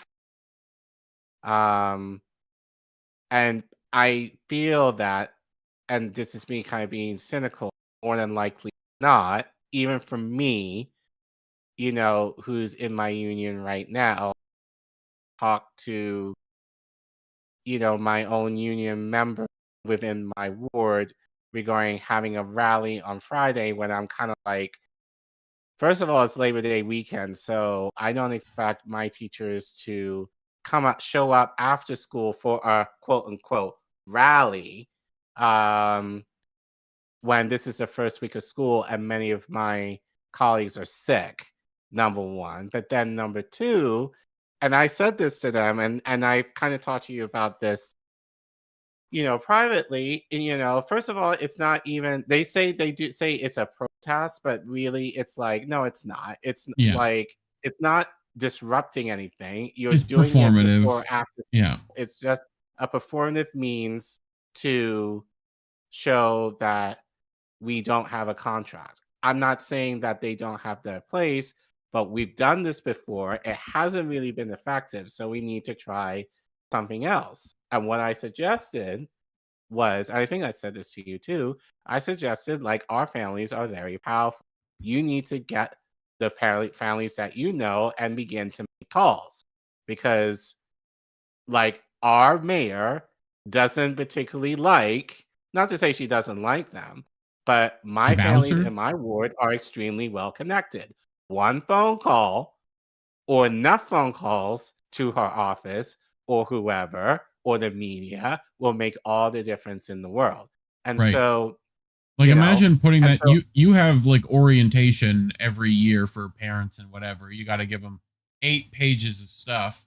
You put one of those with a QR code and a phone number, where it's like, hey, also, as long with all the, pencils and papers you're going to get, if you get tired of having to pay that kind of stuff for us, here's our list of demands. Feel free to bring them up to the mayor. Right. Like, very easy, in my opinion, to at least get. Very how many calls would easy, you but, get? like, what's that? I bet you'd get at least 20% of people you send that to do something. Yeah. And I think for me, and what I said to this group the other night was, like, families generally care about their teeth. Yeah, use the power of the Karen. Right. Stick those Yes. Karens on the mayor, bro. Right. Like, And it's like and often it's like parents ask, what can we do? What can we do to help? And basically at this point, I'm like, look, we don't have a contract. right. And especially for my parents who work in the private sector, the idea of not having a pay increase every year, like, if they don't have it, they will speak up about it. So the idea that for teachers, of the people who are educating their kids don't have that, should be like a ploy for them to do something or have the idea of doing something. And it could be very minimal, as you said, of writing a letter or making the right phone calls to the right people.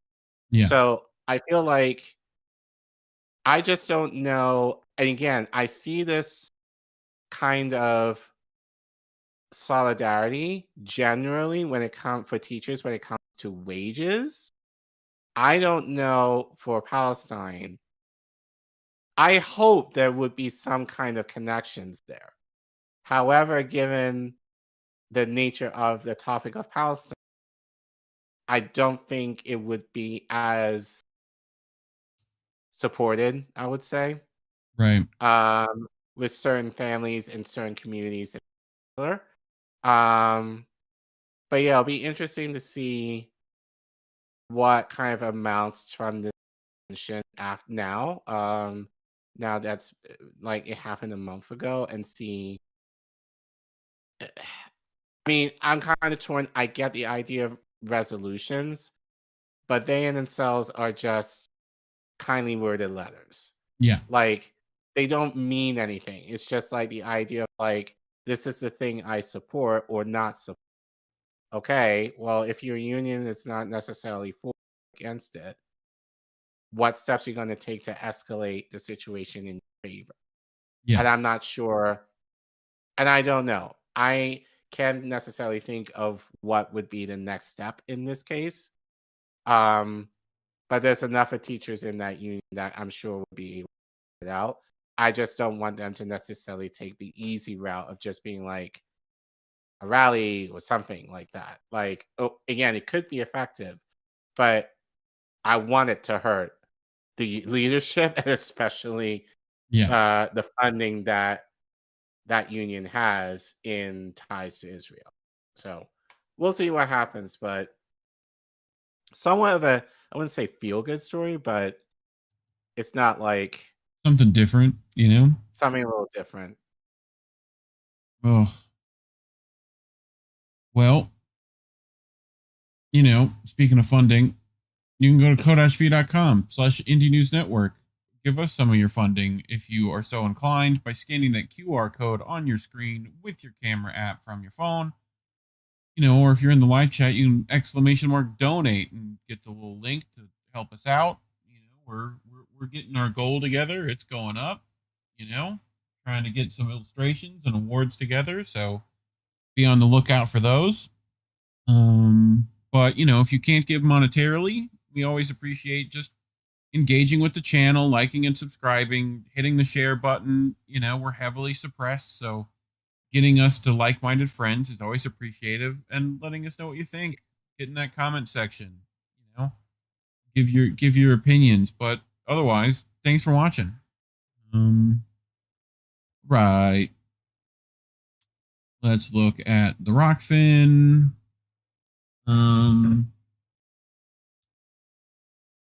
But do you, Anna writes, do you think the student protest will resume when college restarts? Why or why not? I want to think it will. I think it's going to happen. Yeah. I mean, I think I saw today that there are tents being placed on certain colleges as we speak right now. I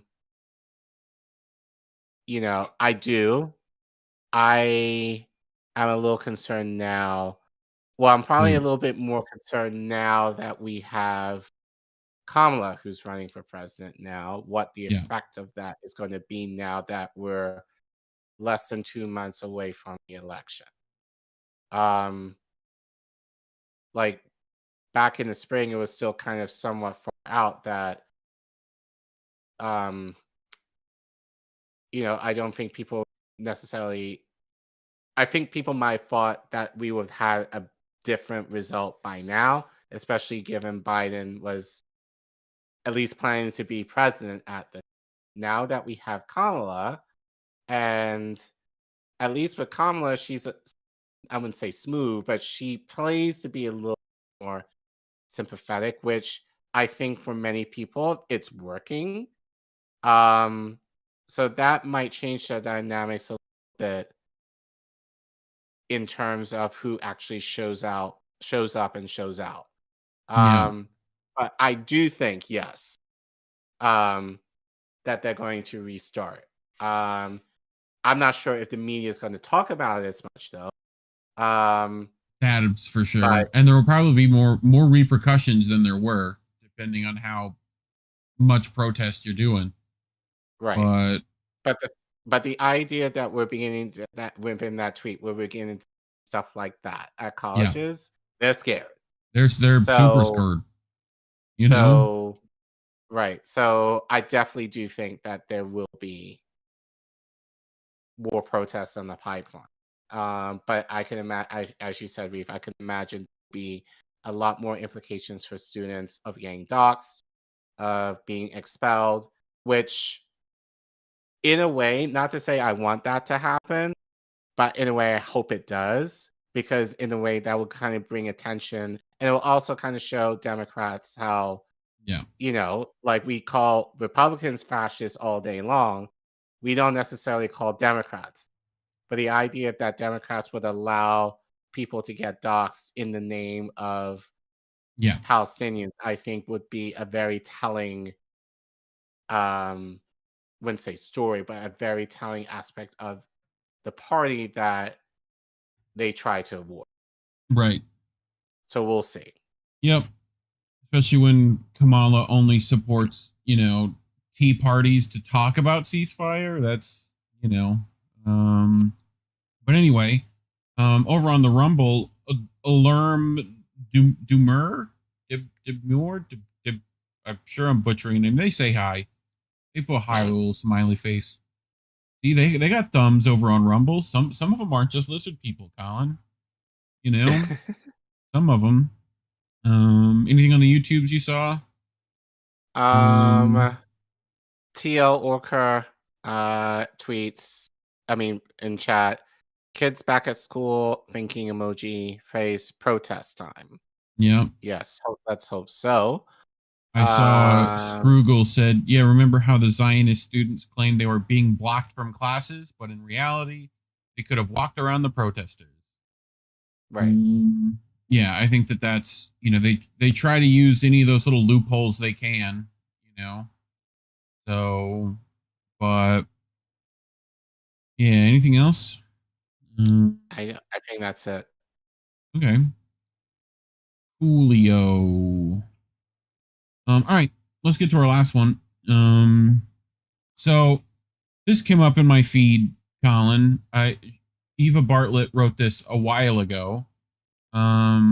But it came up in my feed, and I felt like since, a couple of weeks ago I did since 1948, talking about that it's been a minute that we've been seeing these kinds of things. I felt like it was kind of a continuation of that, Mm-hmm.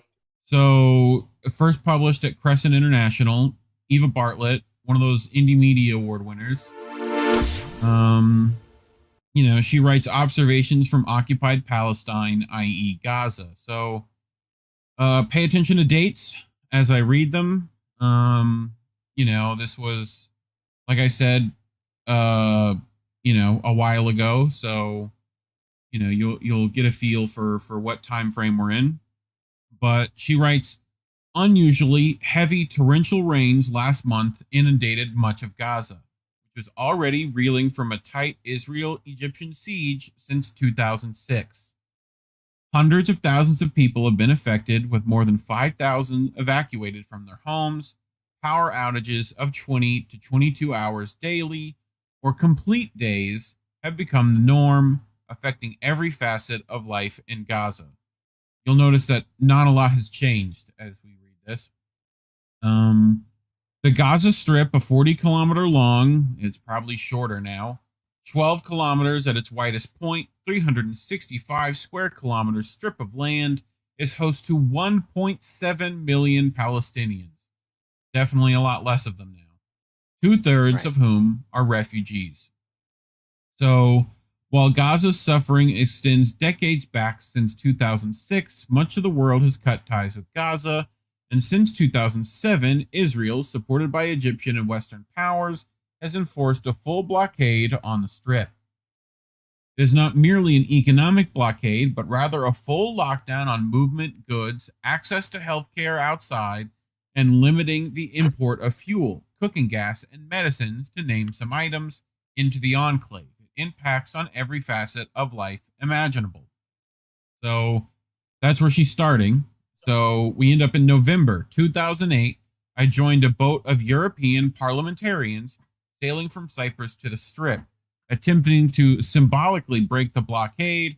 Apart from the act of solidarity, was also my sole means of entering Gaza, with all but one border crossing controlled by Israel and the remaining crossing by the complicit Mubarak rule in Egypt. Entry by sea was the only option. However, the outcome was not certain. Israel also controls Palestinian waters. It is not merely an economic blockade, but rather a full lockdown on movement, goods, access to healthcare outside. I just read that. I thought I clicked the next button. So, organized by the Free Gaza movement, the November sailing was the third of its kind. 2 more boats reached Palestinian shores before Israeli warships began violently obstructing passage, including ramming one boat. I joined the handful of other human rights activists from ISM to begin what will be 3 years of the most surreal and horrific experiences as an activist I have ever had, EVA writes. So, she says our work comprised accompanying farmers and fishers as they attempted to work their trades, routinely coming under machine gun fire from Zionist soldiers. In the case of the fishers, they are also subject to shelling and heavy-powered water cannon attacks, the force of which shatters windows, splits wooden structural components of the boats, and destroys electronic navigation equipment. The Israeli Navy often adds a chemical to the spray, which leaves the soaked victims steeking of excrement for days. In one assault on fishers, the Navy first sprayed machine gun fire at a fishing trawler 1 kilometer off Gaza's northern coast for about 15 minutes, then firing a missile which set the boat aflame. The fishers jumped overboard and were saved, but the boat was not. Gutted by flames, the vessel was destroyed, and along with it, the livelihoods of the 8 or so fishers who regularly worked on that boat. When are we, Collin? 2008? Yep. Well before October 7th, correct? So, half an hour into my first venture out with the fishers in November, an Israeli gunboat charged us, swerving at the last minute. Intimidation. The fishers scrambled to reel in their nets. Soon after, another gunboat sped towards us, water cannon firing. Our trawler managed to escape before the dousing. This minor harassment pales in comparison to the repeated assaults that usually occur when fishers try to fish even a few miles off the coast. Under the Oslo Accords, Palestinian fishers have the right to fish 20 nautical miles out, but under Israeli rule, 6 miles is the limit. Often, when the fishers are attacked at sea, it is repeatedly as the Israeli Navy follows them from one location to the next, rendering their fishing efforts largely fruitless. Which, big deal in Palestinian culture, by the way. I don't know if you've seen the designs on the kufia, but nets are part of it, right? Yeah. Big deal for them. So, fishers are routinely abducted. Their boats stolen by the Navy. If the boats are returned, is inevitably after many months and stripped bare of nets and equipment. The process of abducting fishers usually plays out as such. 1 or more Israeli gunboats attack the fishing trawler, or the small rowed boats common in Gaza, with machine gun fire and or shelling. The Navy orders the fishers to strip down to their underwear, dive into the water, and often makes the fishers swim or tread water for extended periods, regardless of the temperature of the water. Fishers are then hauled aboard, abducted to a detention center, and interrogated on anything but fishing. A similar policy of intimidation plays out daily in Gaza's border regions, where farmers and anyone working or living near the border face potential machine gun fire or shelling. This includes some of the Strip's poorest, usually children, who work in border regions collecting stones and rubble from Israeli army-destroyed homes for resale in the construction industry. These laborers face danger twice over: the threat of being targeted by a machine gunning, shelling, and the threat of unexploded ordnances beneath the rubble exploding when disturbed.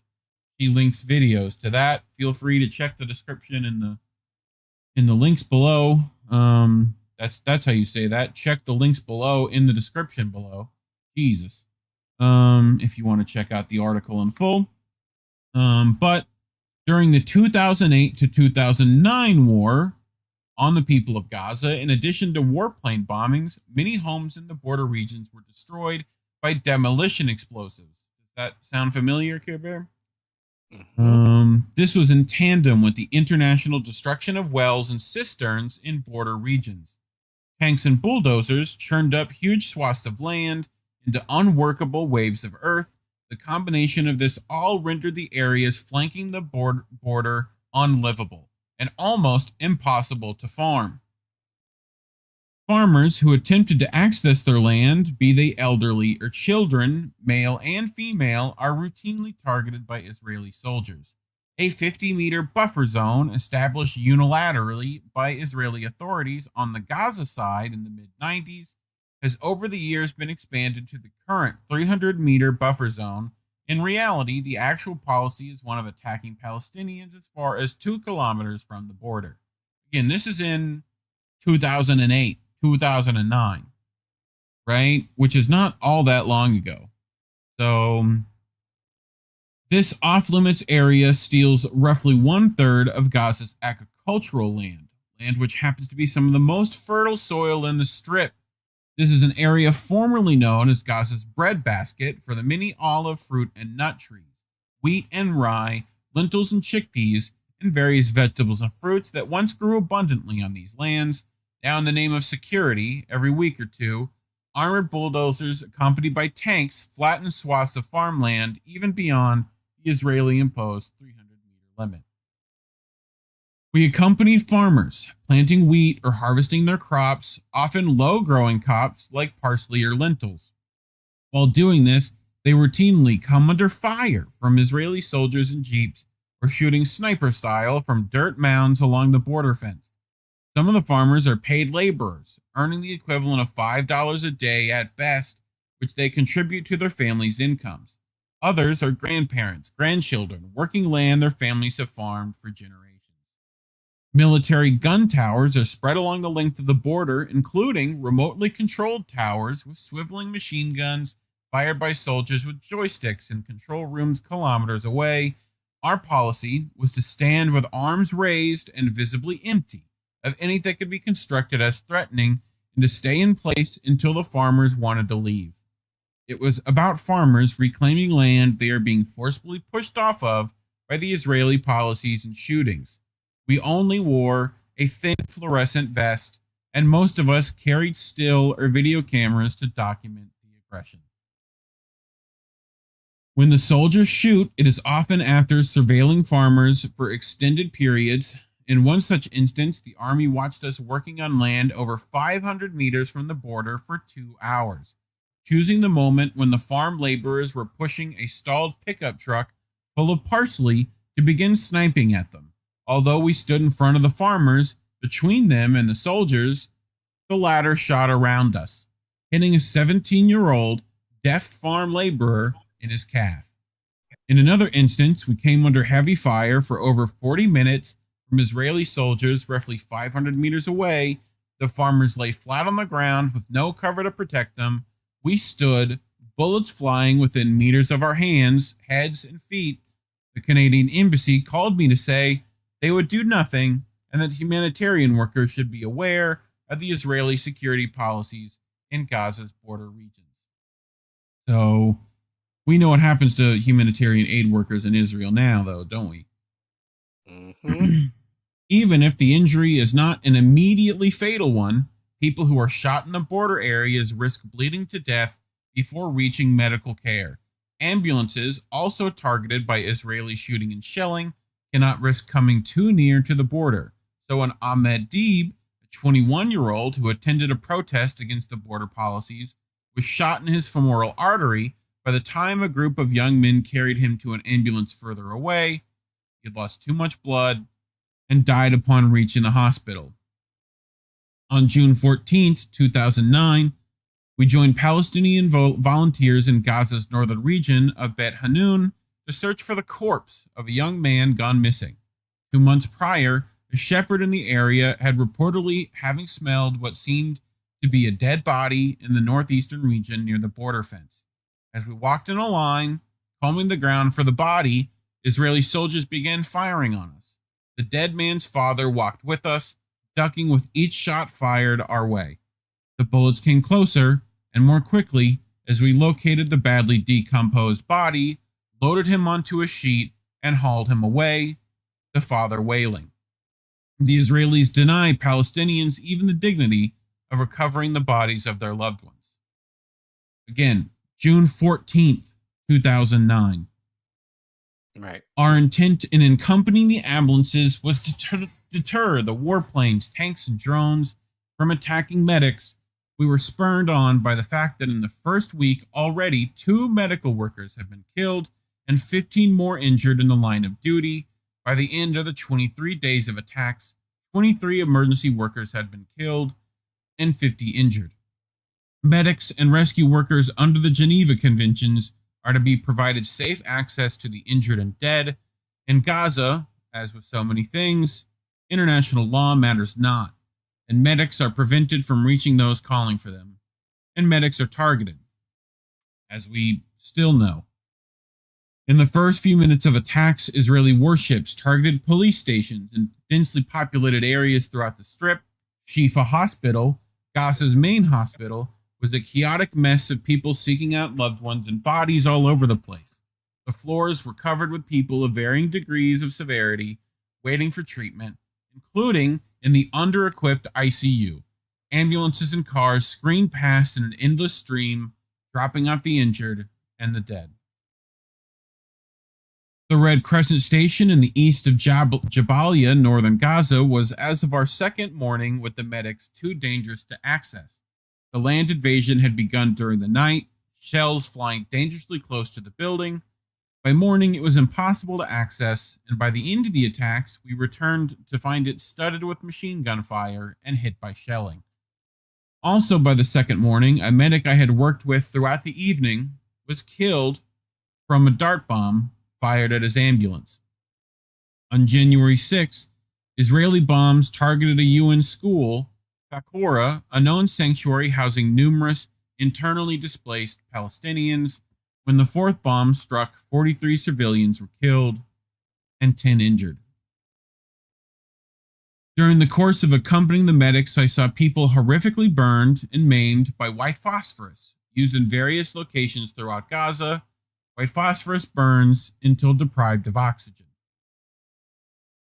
I also saw terrified civilians who had been kept hostage by the army, denied food, water, medicines, and in many cases terrorized, people streaming from areas all over northern Gaza on foot, under the bombs, seeking safety where none is to be had. And victims of drone strikes, the army employs the double tap bombing method. Strike an area and strike it again within minutes. Precision bombing those who've come to help victims of the first strike. I will never forget the shrill wailing of a man whose wife was caught in that fatal second tap, shrieking as he picked up the pieces of his beloved and it accompanied her to the morgue. Many atrocities later, at the end of 23 days of incessant bombings, we began to see the immensity of the attacks strip-wide. People assassinated point blank, including children, families buried alive in bombings of entire buildings, the survivors of which then denied medical care for days until many died of their injuries.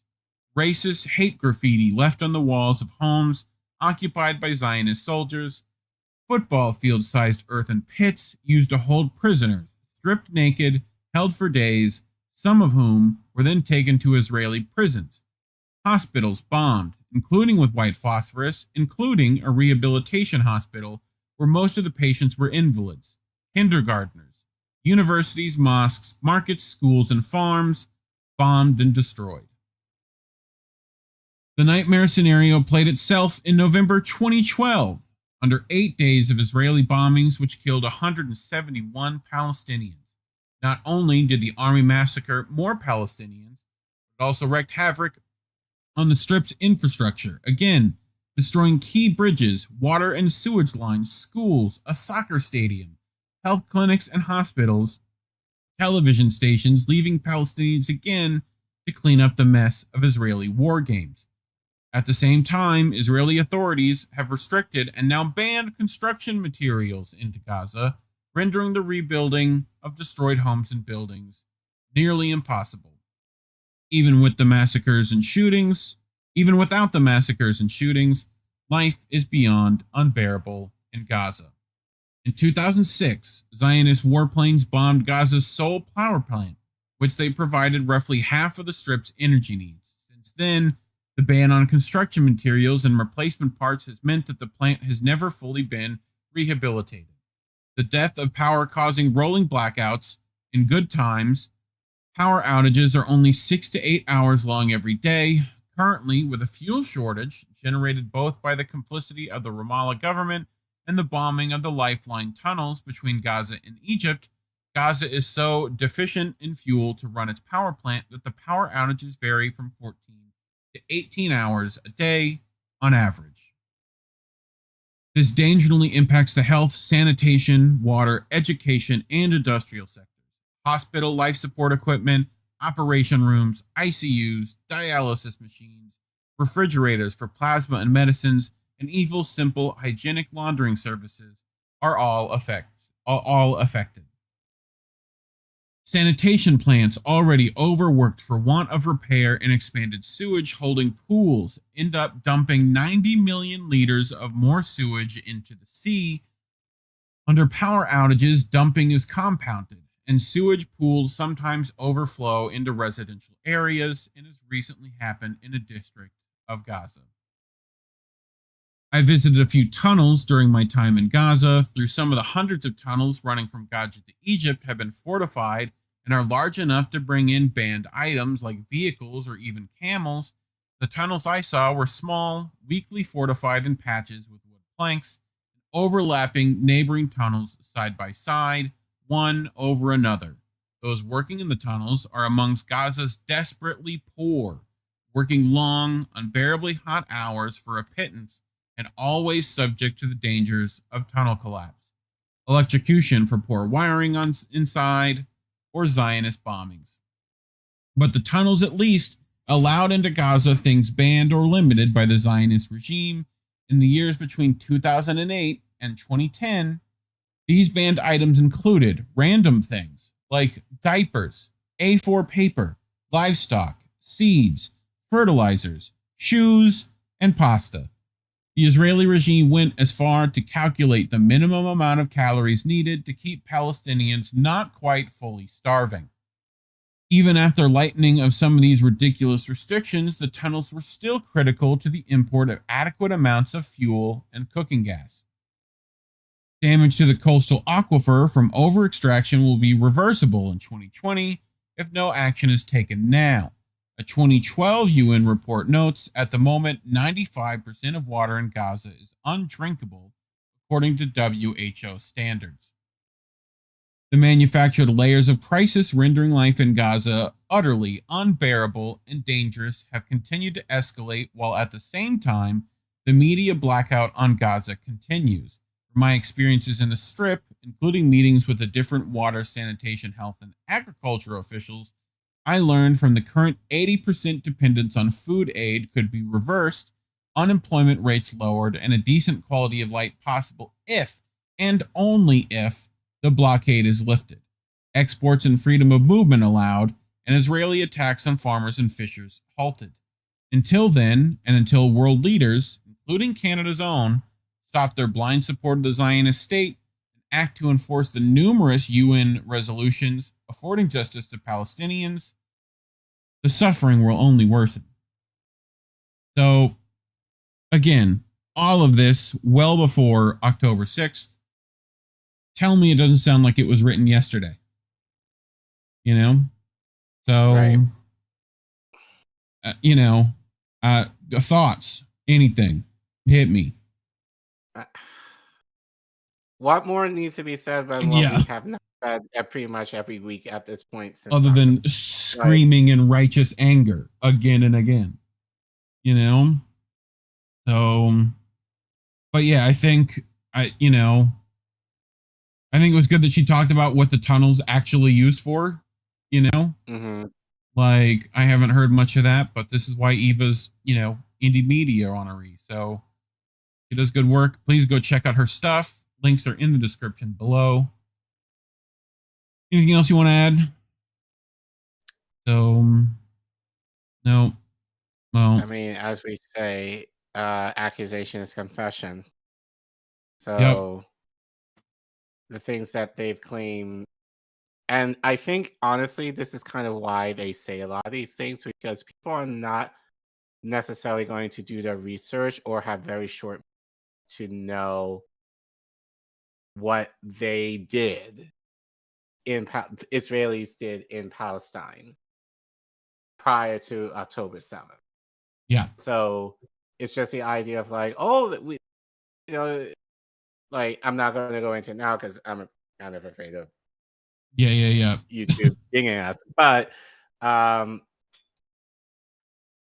But you're right. It's just like, how is this any? This has been. It's not. We kind of look at these things and think, oh, this is something very new that they're doing. No, this is. They've been doing it. It just hasn't really been, I would argue now, underreported. But like, people wasn't necessarily talking about this in the same way prior to October 7th. It was just kind of that. I guess now, with given the intensity of the assault, now that more people are kind of making the connection and are now talking about it a little bit more. But this has been happening, and people weren't talking about this way back then. I guess because now, but I think just generally in terms of living here, it's like, oh, it's that thing over there that we don't need to think or worry about. Only when it applies to us, then we can have to be forced to think about it. Right. Yeah, I mean, I don't know. I just felt like it was important to bring that as far as like some context that this has been happening to the tune of what we see constantly now. You know? Mm-hmm. So I feel like a lot of us kind of our batteries in this are empty. We've been, talking about it for a while, but there's been some that have been at it for a lot longer than us, so try to give them a bit of the respect they deserve. And, they still continue, so I'll still be here, but the hard part is that talking about these things gets you demonetized. So, you have to find other ways to try to keep your lights on. You can, if you want to help with that, go to ko-fi.com/indienewsnetwork, scan that QR code on your screen with your camera app, or if you're in the live chat, put !donate. You can give us a little monies if you want to. But if you can't do that, liking and subscribing, sharing, please share, help fight the suppression, and, make sure to leave make sure to leave a comment. Let us know what you think. Otherwise, thanks for watching. So, anyway, before we get to that, because that's old, you want to check chats? Sure. Okay. And let me, while you're looking at those, grab the new one. Indy sent me open in browser. I got that. Right, Rockfin. Let's see what's happening on the Rockfins. Anna saying, hi, puppers. Kid the pupper being nice. You want outside again for like the 19th time. So Anna says, I have to be honest, I avoid the coverage some days because it's so emotionally taxing, although I know I shouldn't. Look, it's difficult for all of us, Yeah. We have to see and read things that a lot of people are deliberately keeping their heads in the sand on. So, do what you can, but we get it. We had to take breaks too. But anyway, let's look at still only 9 lizard people on the Rumble. So, use those thumbs, hit the like button, leave comments, get in the chat over there. Always appreciate. What you got on YouTube, K-Bear? Hold on, I just had something. Bad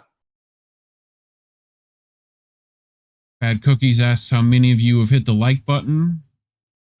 We'll find out. Oh yeah. SK Rugel said been happening. Yeah. This assault since 1946. I argue even earlier than that. Really at the turn of the century, honestly. Let's see. Sula Moon, you read about these evils in history books, and you never imagine it's still happening. Yet here we are. Scroogle, at least the Nazis weren't making TikToks and bragging about their exploits. If it existed, they probably would have. Would have made things easier. But, yep. Anything else? This is kind of wild if it's true. SK Rugal said, remember when Destiny debated, in quotations, Norm Finkelstein, and he said, cookies are banned in Palestine because Hamas makes rocket fuel out of the sugar cookies. That was a thing? I mean, yeah, there's lots of things you could use as rocket fuel. It doesn't mean you will. First of all, like, yeah, you need stump remover too, but I doubt they're getting access to that. I think you need both those things for that to work, if I remember my stoichiometry, but I mean, it's just rocket science, Collin, which I imagine is why they don't like universities they are teaching anything like rocket science. So, I imagine that's why they're getting rid of those, but, yeah, possibly, but right.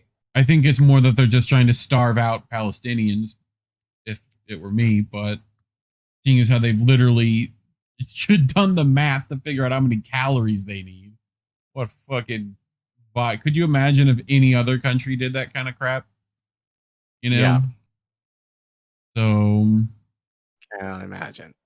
Yeah. But yeah, those are some bad cookies. LOL. But anyway, anything else we need to hit before we head to this calendar? I think we covered most of it. Yeah. I think Indy right now should be interviewing Keith McHenry from Food Not Bombs. Keep an eye out for when that airs. I don't know when he plans to do that. I think Saturday he wants to put that out. So keep an eye out for that. But otherwise, 8 p.m. Saturday, Pro Wrestling Talk. Sunday, how did we miss that? Going to be our third anniversary. Is there going to be? Because it's Labor Day. And I think so. I think Indy will want to. We've missed last 2 weeks, so I think he'll want to throw one at people. So, we'll do Indy will do something on labor, knowing him. It's going to be Labor Day. True. But Monday, Maple Files, go check it out. Yeti and Himbo doing an up over there, doing good work. Tuesday, Jesse, I think, still has the vid.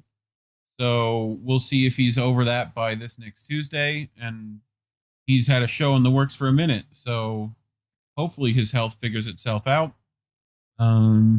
Next Wednesday, same bat time, same bat channel, 9 p.m. Eastern, INN News. Politically Homeless Thursday, Himbo and Crab. Friday, Angel in the afternoon at 7. And probably another clip show of a I believe. Yep. So, but yeah, all these times Eastern. If you didn't know, East Coast, Best Coast, right? What? I say that. You say that, right?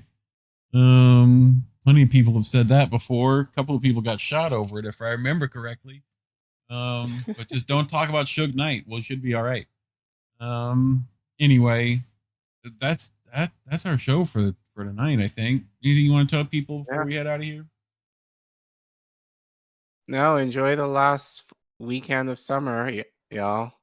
Yep. Fall is here. If you're going back to school, those of you who are in school, do well, work hard, free Palestine. Yep. Obviously, do things that you need to do, but if you have the opportunity to go in solidarity with our Palestinian brothers and sisters in terms of liberation, then go for it. But obviously be safe about it, be smart about it, and work in solidarity. Yeah, that's all I got. Nope. Well, remember, kids, labels are bad. Stay independent. Good night, fam. Have a good week, everyone. We want to talk right down to earth in a language that everybody here can easily understand. Bye, have a great time.